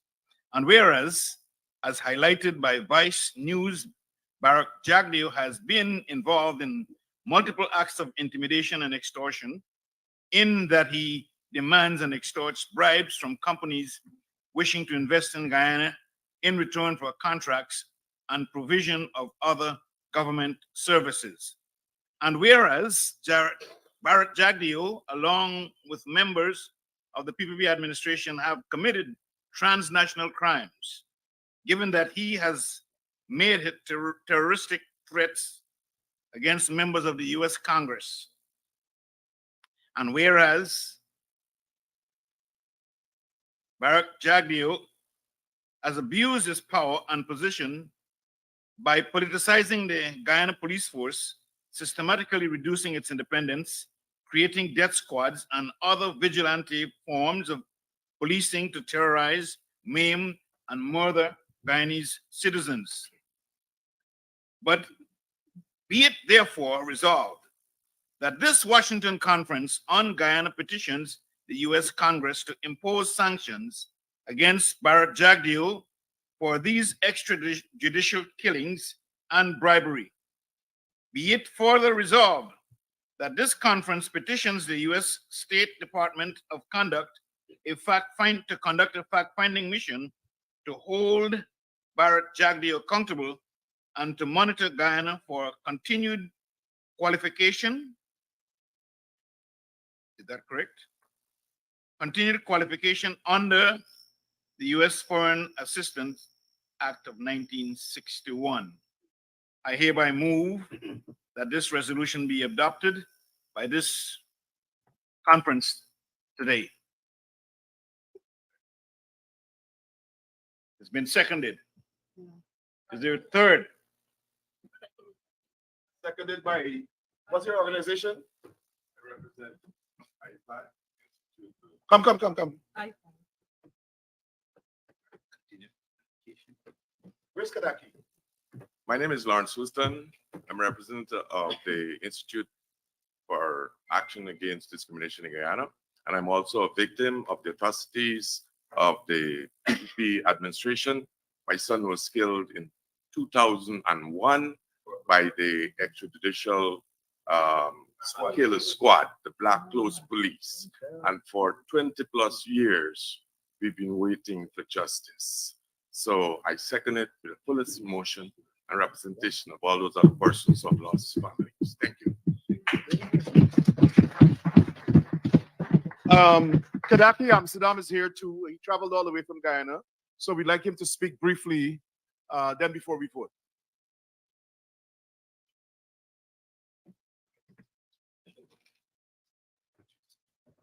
Good afternoon.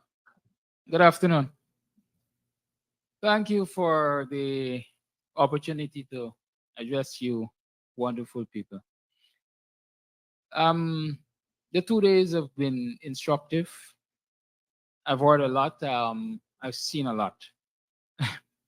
And when I say I've seen a lot both here and from where I am in Guyana. Because as you're aware, I host the Guyanese Morning Time on social media, Facebook Live. And I use that program to highlight a lot that is happening in Guyana. I hear we're going to talk about discrimination and dispossession.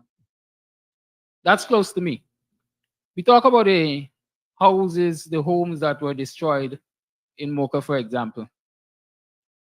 I want us, when we talk about these things, to realize the not immediate but long-lasting impact of them. Let me give you an example of what I'm talking about. Homes and land represent capital. It represents the future for our children. If you don't have homes and you don't have lands, you don't have capital, you can't invest in education, you can't invest in business. You basically find yourself on the periphery of society. What the PPP is obviously doing is working to ensure that Afro-Guyanese in particular are removed from mainstream society. Not so long ago, I went to a place we call Haslington North. There's a co-op society there. They have lands equivalent to house slots for about 90 persons. The members are predominantly African Guyanese. The Indo community of Enmore, the residents there came out and agitated to stop the development of those lands. Anil Nandlal, as Attorney General, they called him as their area representative. He turned up there. He, along with officials of the Lands and Survey and Housing and so on, And they looked at the documents, and on camera, because I was broadcasting live as I usually do, Anil admitted that these lands belong to the co-op. And there's nothing he can do to stop them from developing it. But less than 24 hours later, Anil Nandal instructed the Lands and Survey Department and Housing to put up no trespass signs on those lands. What he said in closed doors or behind closed doors is, I know it is the co-op's land, but our supporters have to be appeased. We gotta do something. That's just an example of what is happening. Schools reopened about 3 weeks ago. There are 2 nursery schools in Annandale. There's one on Annandale South. We call it the Eastville Nursery. I think it was constructed under the coalition government. It caters primarily to residents of Buxton South, Annandale South. Annandale South is predominantly African Guyanese. The other nursery school is on the north of the public road, Annandale North. It caters primarily to an Indo-Guyanese population. When schools reopened, Annandale, the Neighborhood Democratic Council is controlled by the PPP. They usually are responsible for preparing school grounds and so on for when school reopens. When schools were reopened, the school grounds of the Annandale Secondary Annandale Nursery located in the north was well manicured and everything, ready for the children to attend. But Annandale South, the Eastville Nursery, which catered primarily to African Guyanese students, was left with tall shrubs and population of what we call razor grass. A lot of us here are Guyanese. We know what is razor grass. I'm just going to leave that there for you so that you can understand what discrimination and dispossession really look like in this country. Thank you. Thank you, Kadaki. I understand that somebody, Dr. Hines, you recognized? Yeah, I just want, before we vote, to make a slight amendment to the motion. So Dr. Hines wishes to move an amendment to the motion. Yeah. Proceed, sir. To say sanctions. Who's taking the minutes? Don? Where we say sanctions to add the following. And other such appropriate actions. Sanctions and other such appropriate actions. So that's and the justification here is that we don't confine it to sanctions. Sanctions, correct.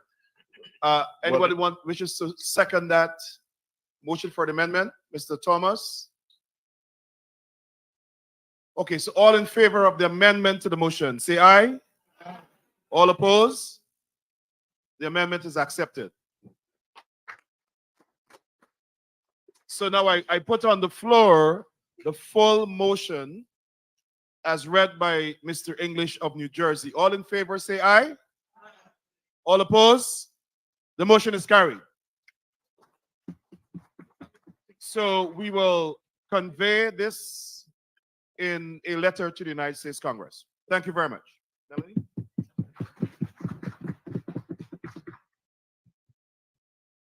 Thank you so much. So we combined the panel, the last 2 panels of the afternoon, and like we said, we're going to be addressing corruption, dispossession, discrimination, etc. And the gentleman who spoke, I don't want to butcher your name, he just touched on some of those issues, and our panelists are preparing to do the same. So presentations, 4 minutes each. I will so indicate when it's time. So please go ahead, and we'll have a discussion afterwards. Yeah, we'll have a discussion afterwards. So why don't you start us off? since you're right near me, Mr. Dina Ryan Ramsrud.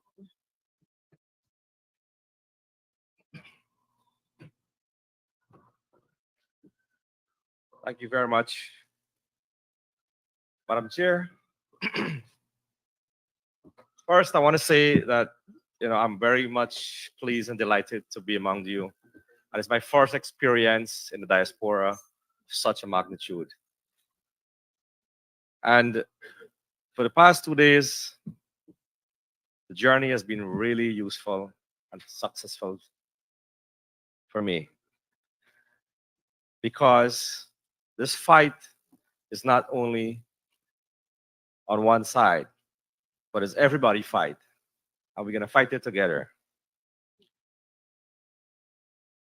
I want to recognize a very special friend that always encouraged me, and when I was coming to this session, that prayed and says that no matter how little it is, that we can topple the big things. So I just wanted her to stand, Madam Skid. We call her the elder. She's a very good friend of mine, and she's always encouraged me and my family to stay strong, stay strong, stay strong, stay strong. And you know what that means. I'm gonna touch quickly on some points that, because it's been a long day, a long 2 days, and everybody's tired, but we're gonna get through this quickly. And I wanted to start with this thing that we call Sugate. And many of you remember that Sugate issue, where a senior official in government was found guilty as charged. Guilty as charged. And our panelists in the early morning spoke about the revenue that we got. And if such a senior person in government are involved in this kind of corruption, then we are heading down a path of no recovery. And this is no other than the Vice President of Guyana.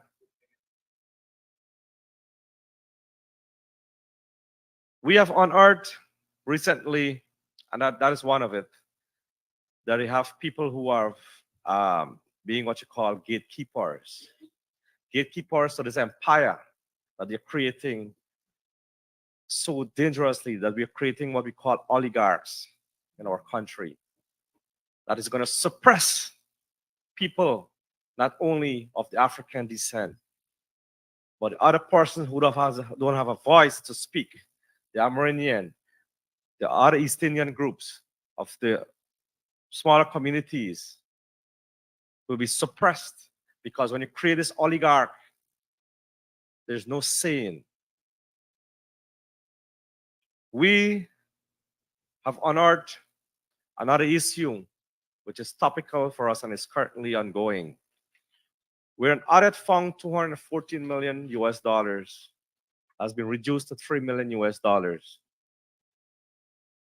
and putting small peoples, or I would say the department, under the bus to take the lash, that's what we call it, so to speak, for this kind of crimes, this kind of financial crimes. How can you, in one press conference, say that the GRA of Guyana is responsible for this audit, and that institution accept this recommendation of the $240 million? But another department in the Ministry of Natural Resources overnight reduce it to $3 million. You have to understand what we're dealing with here. The governance in Guyana is in a terrible state. The administration of this current government in Guyana is very poor.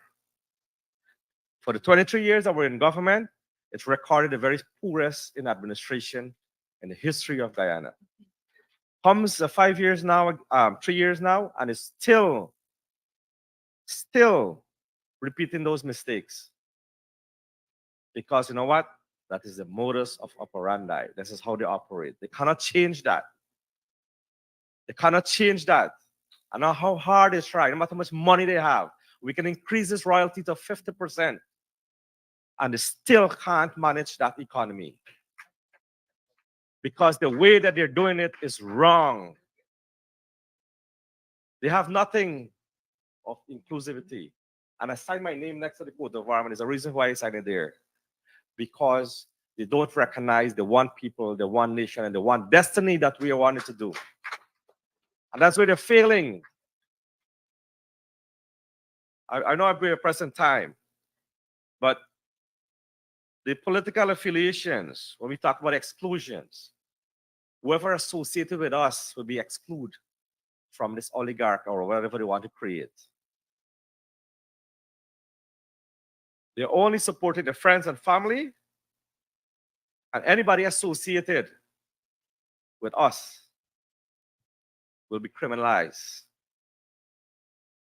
And they try it so, I would say stupidly, as Rick Ford put it, with our friend and colleagues, David Patterson. But we'll fight. We'll fight. I want to end with this here by saying that the diaspora, you have a very important role to play. You must understand that your role is so powerful because you are sometimes larger than us in Guyana. We had a strategy when we were in government, a diaspora strategy we were developing to ensure that the second, third, and fourth generation in the diaspora being a part of Guyana, that you can able to have a passport.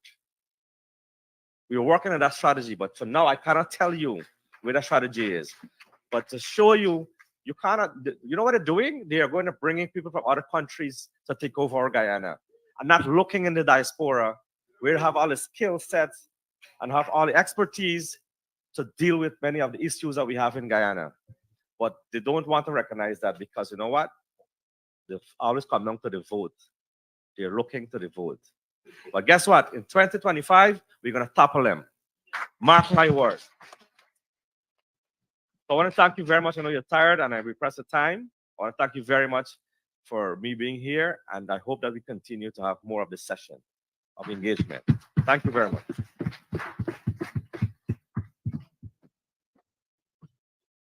MP Nima Beth.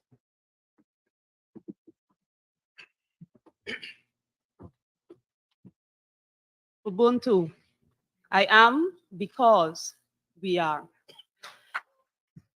I want to spend my 4 minutes, and I'm working with time, so I ask my comrade to time me. I must say thanks to those persons who would have made it possible for me to be here at the conference. I could not have been here without the help of people, so I'm happy to be here. It's only in Guyana. You would find 9 families, 32, a total being 20 children and 12 adults, will be graded down and their remains buried. So KNView is supposed to be a lost community in Guyana. But I want the PPPC administration to know KNView will live forever. They will live forever. Children were born there, families were raised for 30 years, and even though you came with your graders and did what you do, it will not stop us from striving. Today, we have families who are sleeping on the grounds of their relatives still after 8 months. We have a young woman who lost her job and still fighting to provide for her child. We have a businesswoman who is still striving with her business in the best way she can. I am proud of the people of KNView because they come from strong roots. They're proud Africans. And just like our ancestors, they will rise. And Mr. Ali, you will make it right and give them what is due. For the people at Ilfut, 17 homes were graded down. 43 lives, 43 children were displaced there. Some of them still living in a plastic house. Some of them still living under a broken down shelter. and they are there. So the government of Guyana have to fix it.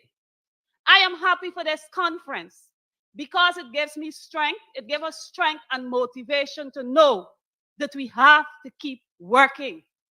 We have to keep working. We're dealing with a demonic government that does not care about our people. And we should not lie down on our backs and allow this PPPC regime to continue doing the foolishness they're doing to our people. We will rise. We will stand to defend our people. I am not broken. You should not be broken. Let us think positively. We can upturn them. We can get them out. We just have to work collectively. We just have to put our strategies together. And trust me, they will be out. I am so thankful for this opportunity to represent our people. The people of Caneview are people who are economically empowered.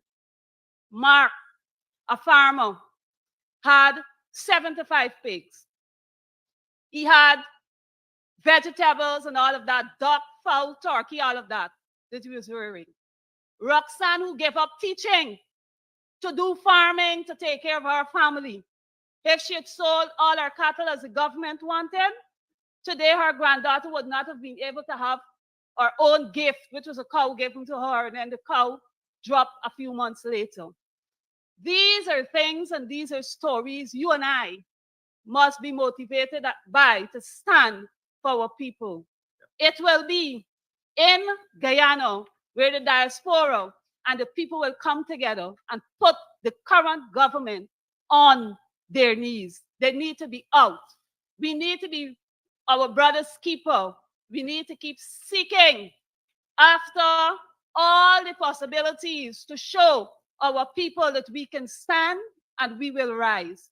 Today, I thank you. And I pray that as we continue to deliberate, that we will be motivated and encouraged. God bless you.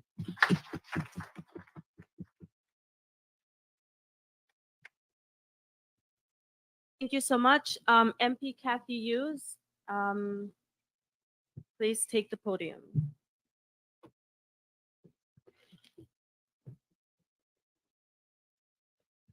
This is a sad and difficult part of our program, just to hear the realities and the stories.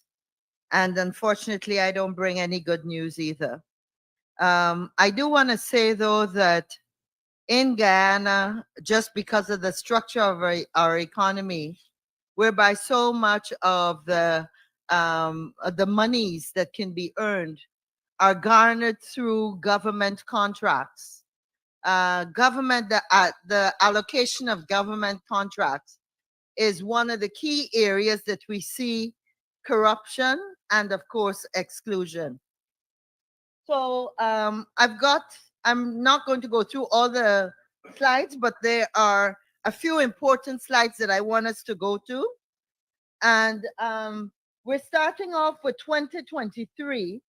And this is to give you an idea of the allocation of road contracts. And this is in Region 5. And I want everyone to understand that I am not being, these are the facts. For a very long time, the PPP have said that it is a myth, it is our illusion that there's any kind of discrimination based on ethnicity or race. And so we've had some key people that have been researching and have been collecting the facts. And one of those persons is in this room, and I just want to say thank you to him. He knows who he is. As you can see here, we're talking about 30 roads in Region 5. 23 of them have gone to an area called Bushlot. And of course, Bushlot is a very heavily Indian dominated community. And you will see that we've had one in number 3, in number 30, which is an African village, one contract in Lovely Lass, a mixed community in 28, one African, and it goes on. Would you go fast forward to 2 slides, please? I'll tell you when to stop. Oh no, the one before. Good. So in a summary, 76% of the funding for road contracts have gone to an Indian community so far in 2023. 16% has been awarded to African communities, 6% to mixed communities. And unfortunately, our indigenous Amerindian communities are not even in the game. Next slide, please. And instead of apologizing and saying, as would happen in this country or in any other normal country, this cannot be so, we're going to refute this information. The government has not denied this at all. This statement came from the vice president. At least some villages are getting roads here that are Afro-Guyanese and mixed villages. So we don't respond by saying, this is a major problem and we're going to fix it. We say at least some villages get in. At least they get in 2 or 3. Can you go on to the next slide? Ministry of Housing, but I don't have that much time, so I want to go forward. Oh, thank you. Thank you, Amanza. They're just saying that Amanza's given us some time. So we want to look at central housing and planning. And again, it's a road project. So these are the 3 major projects, and look at the amount. We're talking about projects that are 11 billion, 2.3 billion. In Eccles, the road project, 13.3 billion. Not million, right? So even if you divide in by $200, you know how much US we're talking about. Next slide. This is the allocation of those contracts. And you will see the communities that it has gone to and the contractors. We have 849 million VR construction and Indian Guyanese. We go on to Avinash and Indian Guyanese. And this one, Lahore Construction Services, actually had no previous experience as a construction company. We actually checked when the company was registered. So $2.1 billion, that's a Chinese and mixed community. Not one is there any African representation or indigenous. And what we're saying is that if you have this kind of data, and whether the problem that has resulted in this is historical, there must be something that is done to fix it. Because what we have done is we have now created an uneven platform, an uneven environment within which a whole group of people are being systematically excluded. When they get the contract for 2-point-something billion and can purchase immediately, because we've got cases of corruption where before the contract is even started or completed halfway through, individuals have collected the largest portion of the contract.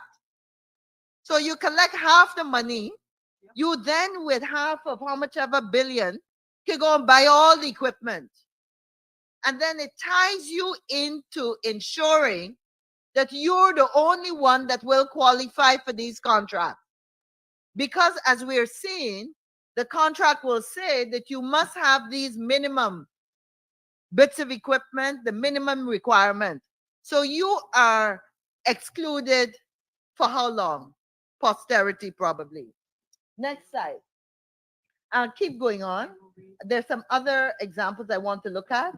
I'm going to give you anybody that wants a copy of this presentation. I can email it to you. Okay. Again, Another one, the Eccles Great Diamond Bypass, 13.3 billion. Indo-Guyanese, Chinese, African Guyanese for the first time we're seeing. Yep, yep. Very small. That's the token that we want to show that we, we did something. Please go forward. I'm going to tell you when to stop. Right. So from the 21.1 billion, only 17% was awarded to an African Guyanese, and that was actually a joint venture with an Indian Guyanese. 82.5% of the Ministry of Housing, 3 largest projects were awarded to Indian and foreign Guyanese. And again, we don't have anything against Indian business people or the Indian community. But we say if we're talking about a one Guyana, then we have to ensure that everybody can come to the table and participate in the wealth and in the boom that we are experiencing at home. Next slide, please. Again, I don't want to go into too much detail and call out the numbers and the names. They speak for themselves. So that's why we're actually showing you the presentation. Health, Ministry of Health, procurement of drugs and equipment. And these figures are for 2020 to 2022, but in fact, new GPC, even in the previous 23 years prior to 2015 of the PPP government, were the sole company allowed to purchase drugs for the government of Guyana, pharmaceutical drugs. Okay? So of course you can see in that very big industry how much was there. Okay, so the budgetary allocations, and this is important to understand how the monies are coming into specific communities, and therefore how the communities are able to expand and grow. And of course, in Region 4, which you all know, the capital of Guyana, most populous, 41% of the population resides in Region 4, and the allocation, of course, is 781,050, and I think that's actually million. It goes on to Region 6, 15% of the population, as opposed to Region 4, 41% of the population. And you can see the vast disparity. 962, 500. And then, of course, Region 3 is only 18% of the population residing in Region 3, but they're receiving more than where 40% of the population resides and is receiving. These are budgetary allocations, right? I told you it's not nice. Next one, please. So the messages you can see there is that there's specific communities that are being allowed to grow and expand. And as Nima would have shared in her presentation, specific groups that are being attacked. In fact, I don't remember whether it was Mocha, but one of those cases where the government came to the public and said, we're having to break down these homes because these folks are squatters. And it was Okmaka. And they broke down the homes, but the very next day, the president of Guyana was in an Indo community where squatters were residing, and they were giving out titles. I couldn't remember which one. And they were giving out the titles. So the day before we break the houses, but the next day we can give titles to a certain group who don't look like me. Right. That's true. The water and electricity, the infrastructure was in there. Okay. In terms of the petroleum blocks, I know David and Vince made reference to it. You will see we are not even in the game. Next slide, please. Kanji block, awarded the 4th of March, an Indian Guyanese. The Kaichor block, awarded to a Portuguese company. And unfortunately, some of these blocks were not even advertised. So it's not even as if we could come up with the funds amongst ourselves from the diaspora, international finance, or whatever. We were excluded from the game. Could you continue? I said that there is no advertisement for the offer of the sale of any offshore oil blocks.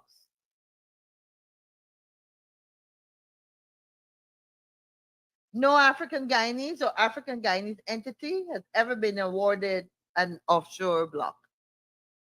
And again, if we're going to build a country that is stable, that provides opportunities for everyone, these kinds of facts have to change.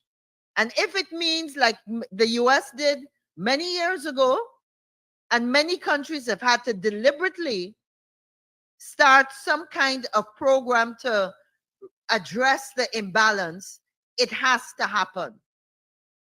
Has to happen. You cannot lock out more than 40% of the population and say to them, you don't count in your own country, where our foreparents shed their blood to build this country. Next one. We can continue. Again, I said I will share it, but let's go to gold. 11 licenses were granted to 9 Indian Guyanese, 2 African Guyanese. Right? So we're not even saying, well, you know, let's try and do a 50-50 thing. Let's be fair. We're not going out to the indigenous community and saying to them, and many of those communities have their small mining, how can we build them up? Can we get the indigenous, the Amerindians in this game? So these numbers don't look like this. I think just go through. I don't think there's any other key ones. Same thing in quarry. We don't have much time. But so I'm going to stop there. And as I said, the presentation is available for everyone. I think you get the message. I want to close with one observation. On Facebook, I think it was last year, a Guyanese businessman, and I'll call his name because he put it on his Facebook page. It was public knowledge, but some of you may not know.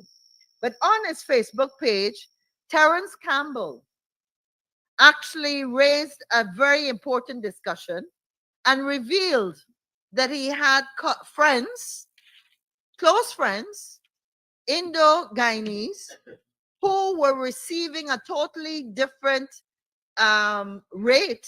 interest rate from the bank.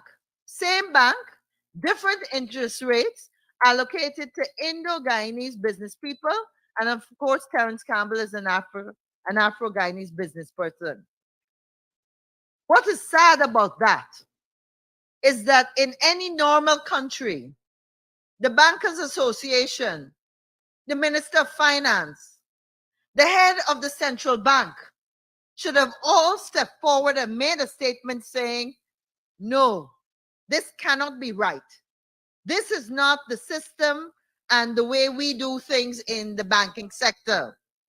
Please, Mr. Campbell, come in and speak with us so we can investigate this situation and we could find a suitable remedy. Nobody said anything. The information was put out there, and what's the big deal? Because you are a different hue, you pay, and your hair different, you pay a different interest rate. When it comes to the construction in those roads, I want you to know that in Lamaha Gardens, I have a good friend who in the rainy season opens her gate for some of the residents in Sophia. The mothers come with the children They go, they have their school shoes and socks in a bag. They come with their rubber slippers because where they live, there's no proper roads. It's red dirt.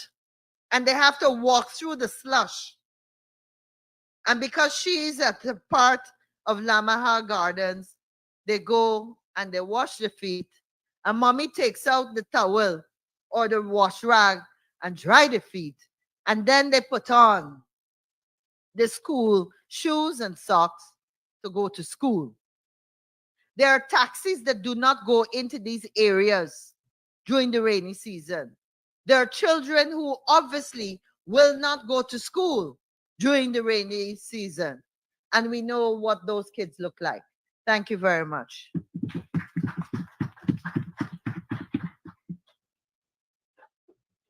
All right. So Mr. Ford, we're gonna end with you. And right after, we'll have a relatively brief discussion where we'll take a couple of questions for the panelists. Thank you so much, MP Kathy Hughes, for that bit of information. Well presented. Thank you. Good afternoon. I believe that having listened to my colleagues, there's not much more for me to say. But I believe that there's one important thing that I must say, which I believe that we need to put very clearly in this room and all of those persons who are listening to us, the context and the history and the basis for the claim for reparations in relation to the lands and the basis upon which African Guyanese are entitled to what they're asking for. And when we understand that, we understand that there could be no justification, no rationale for the continuous racist acts being perpetuated by this government. And I believe that in every home, in every pocket, we must have what I'm about to read. It must become our code. We must raise our children up for them to understand what is it they are the inheritors of. And I would read from you the Venn report of 1948. This is the most concise and precise and definitive statement of the sacrifice and the contribution of African people to the development of Guyana. And the relevant part starts, it stated that the Africans, and I quote, had driven back the sea and had cleared, drained, and reclaimed 15,000 square miles of forests and swamps. This is equivalent to 9 million acres of land. In short, all the fields on which the sugar estates are now based were cleared, drained, and irrigated by African labor forces. All the plantations, now turned villages and cities, were built by unpaid African labor. In the process of building these plantations, careful research has shown that the Africans installed the following: 1, 2,580,000 miles of drainage canals, trenches, and interbed drains. 2, 3,500,000 miles of dams, roads, and footpaths. And 3, 2,176 miles of river and sea defense. To build the coastal plantations alone, a value of 100 million tons of earth had to be moved by the hands of African slaves. And the writers of the commission went on to state, for emphasis, in brackets, without machinery. This is the context for which we ought to be perpetuating our claim for the entitlement for what we're asking for in terms of reparations. And it's interesting that, because of time, we were able to merge two topics: corruption, governance and exclusion, and dispossession and siege of African lands owned and legitimately acquired, which from whenever you look at it, it is fundamentally the same discussion that we were having from different points of view. The People's Progressive Party historically has always rejected the claim of the African Guyanese people, firstly, to the record of the African contribution to the society. So when my colleague Kati would have spoken about all the different areas of Guyana where contracts to build roads are being laid, where infrastructure work is being put out, from Bath to anywhere in the part of this country, it was being done originally by African labor. As I said, historically, the PPP has always rejected the contribution, the legitimate contribution of Africans to the development of Guyana. It's not taught in the schools. It's not discussed in the society. So somehow people are believing that this somehow happened. The villages somehow appeared by magic. The PPP infrastructure program did it. The first way to fail is if we fail to provide education.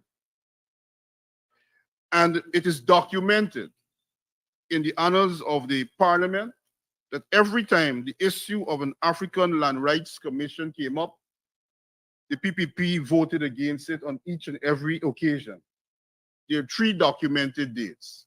In 2004, when I believe it was ACDA, raised the issue, they modified the motion and rejected the issue of the Land Rights Commission.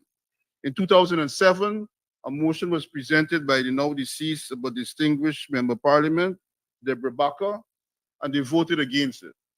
And recently, I think it was in 2017 or 2018, they rejected and stood up in Parliament and rejected the whole concept of a Lands Commission. Now, the Lands Commission is important because it will establish and allow a definitive statement and establishment of an inventory of lands that can be considered African ancestral lands.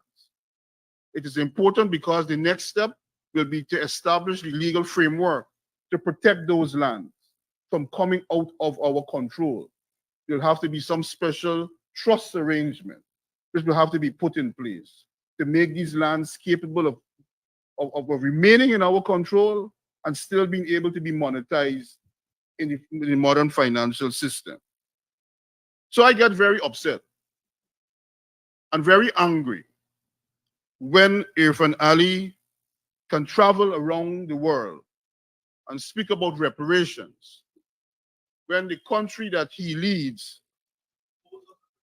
owes the African Guyanese people everything, including the dignity of our people. It's unfortunate that in our country, there's no limit to politics. And politics, despite how hard we try, seem to be tied to race. And it is in the PPP's purely racist interests, to continue to reject the right to land by the African people. It is in their interest to continue to reject the right to compensation to land and to reject the concept of African Guyanese owning land. What was said by my colleague, Ricky, is important. Land is the basis for the development of families and communities. And I hope you've listened carefully today when Sister Sampson spoke. It's important for us to understand that this is the basis for our development. And within years of being freed, the first thing that the African people did was to buy land, not shoes, not clothes, not to go to shows. They didn't go to Bujabantan. and Juve and Stinking Dirty. They laid the foundation for independent people.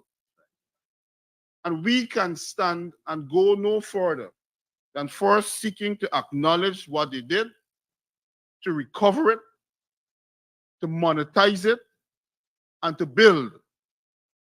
This government will never concede this to us.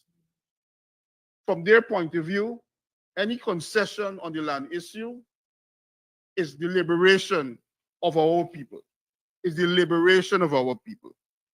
So there could be no social cohesion, no equity, no equal access, no economic and social justice without the settlement and the determination of this land issue. Thank you very much.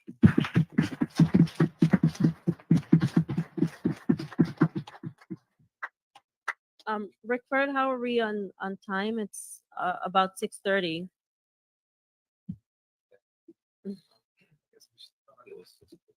30 seconds, Darren. We have to leave the building shortly before they put us out. Good afternoon, everyone. During the 2017,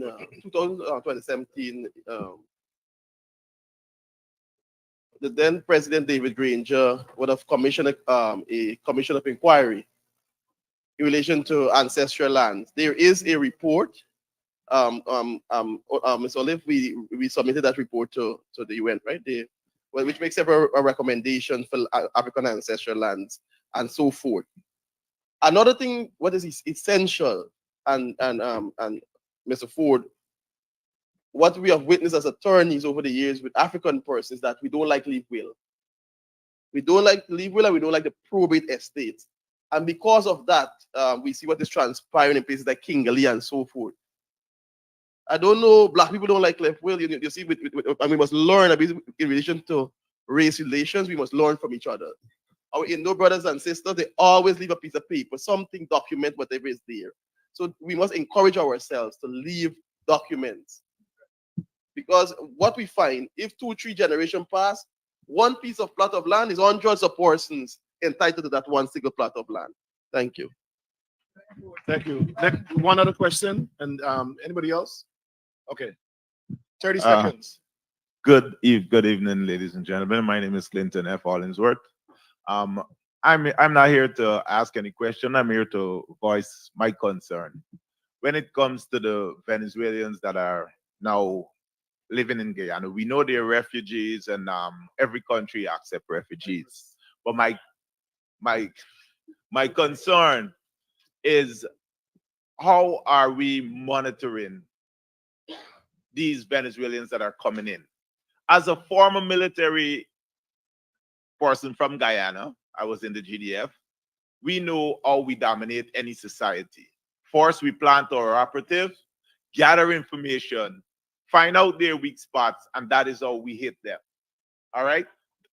As is right now, it is on record that Venezuelan military operatives are in Guyana spying on us. I am very concerned about this, and this is something we need to look into in Guyana. Thank you very much. Thanks. The government of Guyana is not that sophisticated to think about that and plan for that. They're busy. They're busy planning to how to spend the oil money. And also, hold on.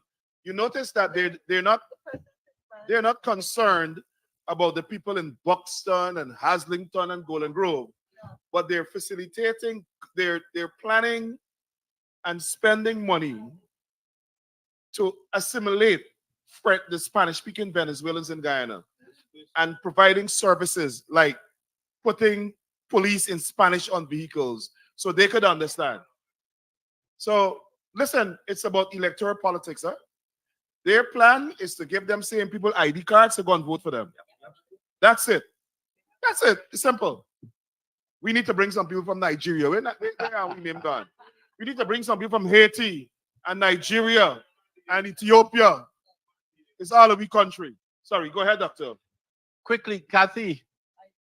Powerful numbers. The one that stood out, and I like numbers, was the allocation to the 3 regions. something, I would started writing down the numbers. Pay attention, folks. Region 3, which is West Demerara, and the quarantine, if you add it up, it's 33% of the population.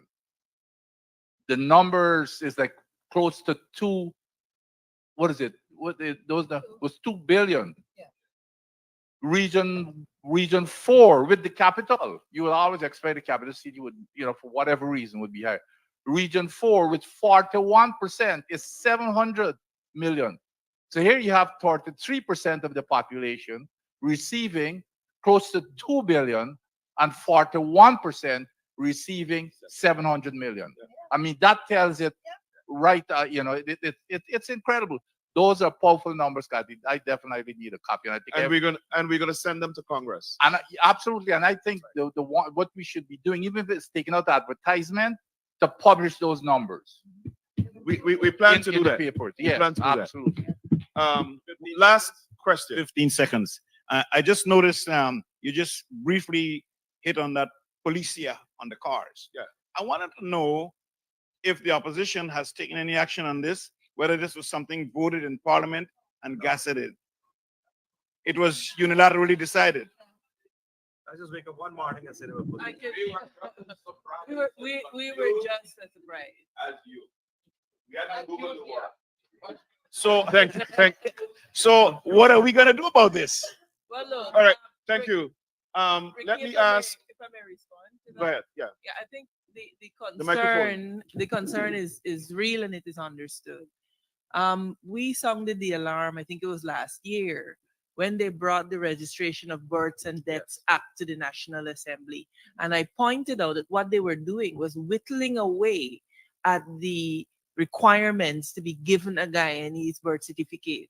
So what is happening now across Guyana is that you have a web of complicit justices of the peace because they've watered it down so much that all it is required is for a JP to confirm that you were born in this village to this person, etc. That is all.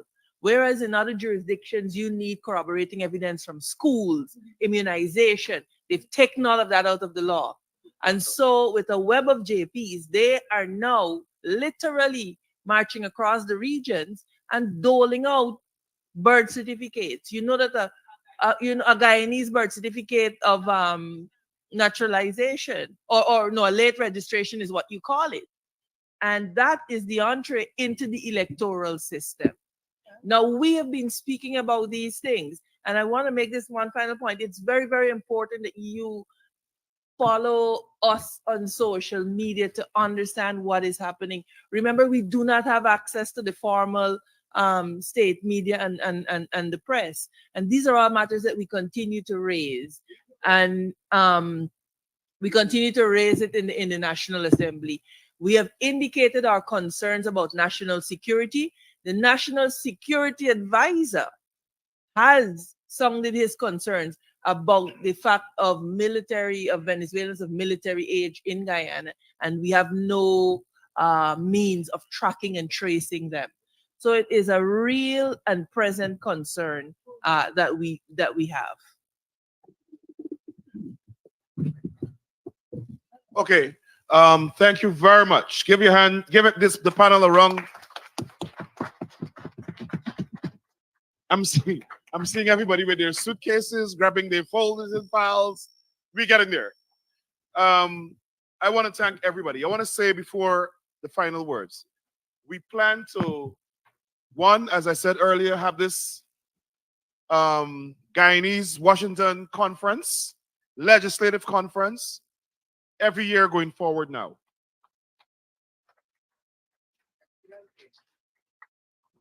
We know next year we're not going to put it so close to the end of Congress so the Republicans can hear and try to shut the government down and keep the members of Congress away. That was a joke. That was a joke. That was a joke. But, you know, we had a good time on the Hill today. While we were there, they were actually having votes.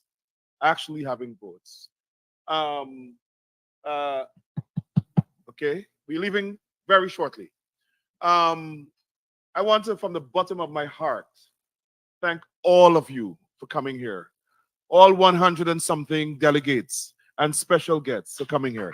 Give yourselves a round of applause. I want to thank the opposition leader and the delegate, the members of parliament for coming. Give them a round of applause. I want to thank all the presenters for giving us your time. Melanie, thank you. Edward Matins, George, thank you. And everybody who came. Listen, this means a lot to us. We were planning this event for a couple of months, and then we just released it to the public. It took the place by storm. You guys came into Washington and took the place by storm. When we walked into the Capitol, one of the young men said, "There's a team from Guyana, right?" They're tired of us up there. Right.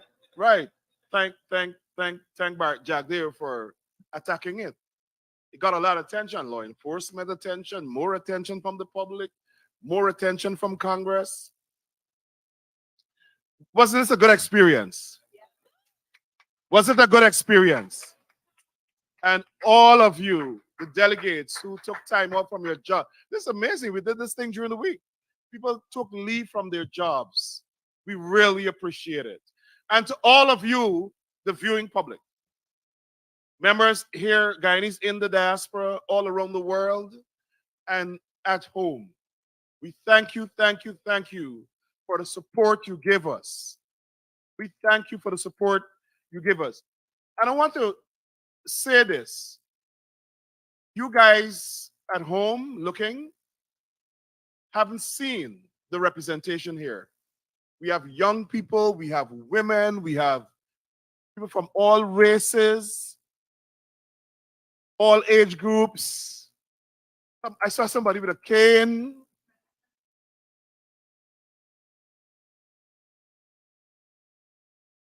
We want to thank Sherrod Duncan, MP Sherrod Duncan, who brought the ring to Washington. I want to thank Philip Drayton, who flew in from Guyana. He wasn't going to miss this. Flew in from Guyana. And Mrs. Duncan, sorry. Oh, we always know about Mr. Duncan. Mrs. Duncan, can you stand? This is Mrs. in the ring. Yeah, Philip flew in from Guyana to help us. We're so grateful. And also, Mr. Reed, Kevin Reed, who flew in from Trinidad and Tobago. Thank you. We have people from New Mexico. We had people from Dallas, Texas, Florida, Arizona, British Virgin Islands. Mr. Benjamin, thank you. British Virgin Islands, Canada, Atlanta, all the way from New York, Jamaica, Nigeria. Wow, I'm missing somebody. New Jersey, Tennessee. Where the Tennessee man there? The man's from Tennessee and Christiansburg and Linden. He doesn't want us to say Linden. Christiansburg, Linden. Am I missing anybody? Oh, I deliberately. No, I know what doing, man. Connecticut. Who's from Connecticut? Connecticut, wave your hand. Oh, wow. Where in what? Which town in Connecticut? Hartford, Connecticut. Give it up for Hartford, Connecticut. And then we have everybody here from Maryland. Maryland in the house. They were a host. D.C. Maryland and Washington, D.C. Listen.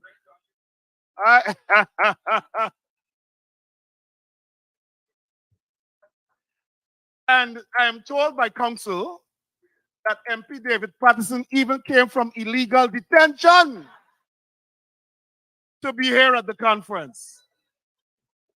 What a statement. David, we really appreciate the time you and your family took. Listen, from the time here, Cathy easy, you know. I want Guyana to know Cathy not easy. From the time David got turned back, Cathy Cathy did not get off the phone.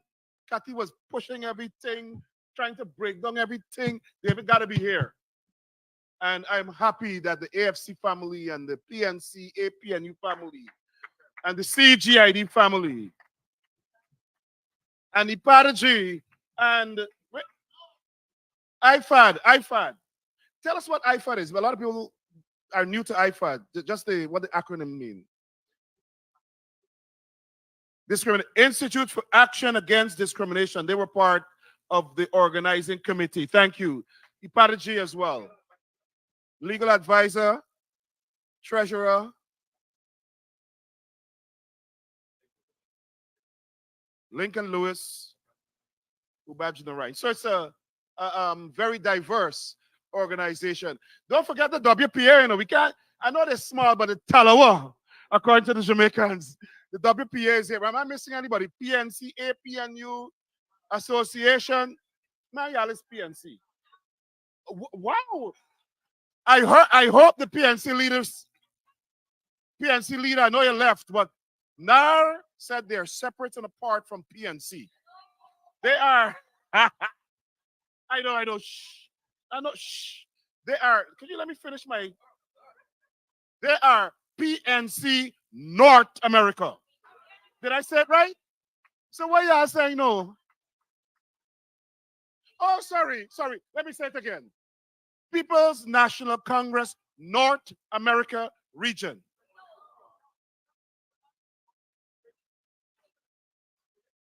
It's the same thing. Okay, they want me to say it properly. North American region of the People's National Congress Reform. All right, so we have the Caribbean Guyana Institute for Democracy.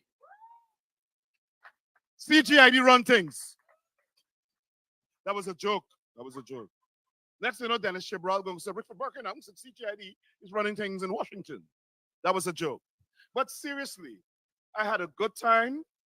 Last night we socialized at society. Me even know that some people could party. No, I ain't calling there. People party. No, listen, we got socialized. Tonight we got to go to Swahili Lounge, which is a Kenyan lounge and restaurant and bar here. They're going to host us. We're going to learn to speak in Kenyan dialect, and we're going to eat Kenyan, Swahili. No, don't cut it off yet. And we're going to dance some African music. Right? So, again, thank you, everybody. And yes?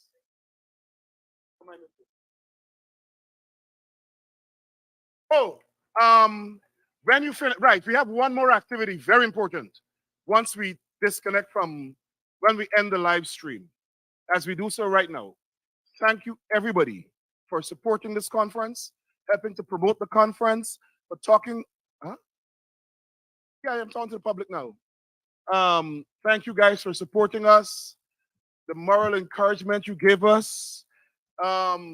Yesterday, we had 277,000 people who, Yeah. Oh, Shara says share the live. Share the thing. So we want the Guyanese people, as we close the live stream, on a serious note.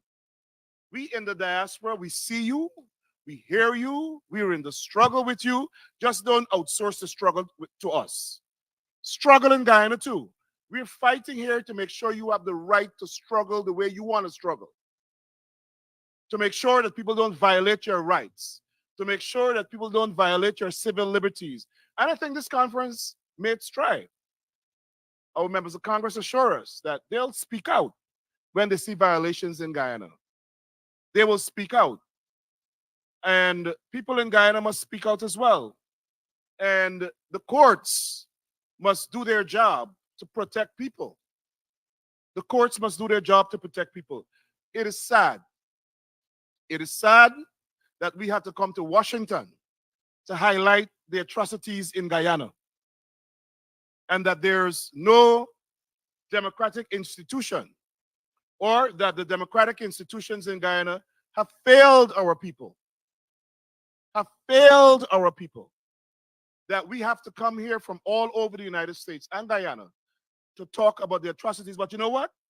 This is exactly what happened in South Africa. This is how they began to dismantle apartheid. And this is how we will dismantle the apartheid government in Guyana. We will mobilize the world. We will mobilize the world to fight the apartheid regime in Guyana. And if we have to start a revolution in the diaspora so that that revolution can catch fire in Guyana, we're going to start a revolution. We didn't come to Washington to play. Thank you, everybody, on the live stream for supporting the conference, for watching us, and for supporting Sherrod. When I get back to New York, we shall resume regular programming of Conversation with Rickford Burke. Thank you, everybody.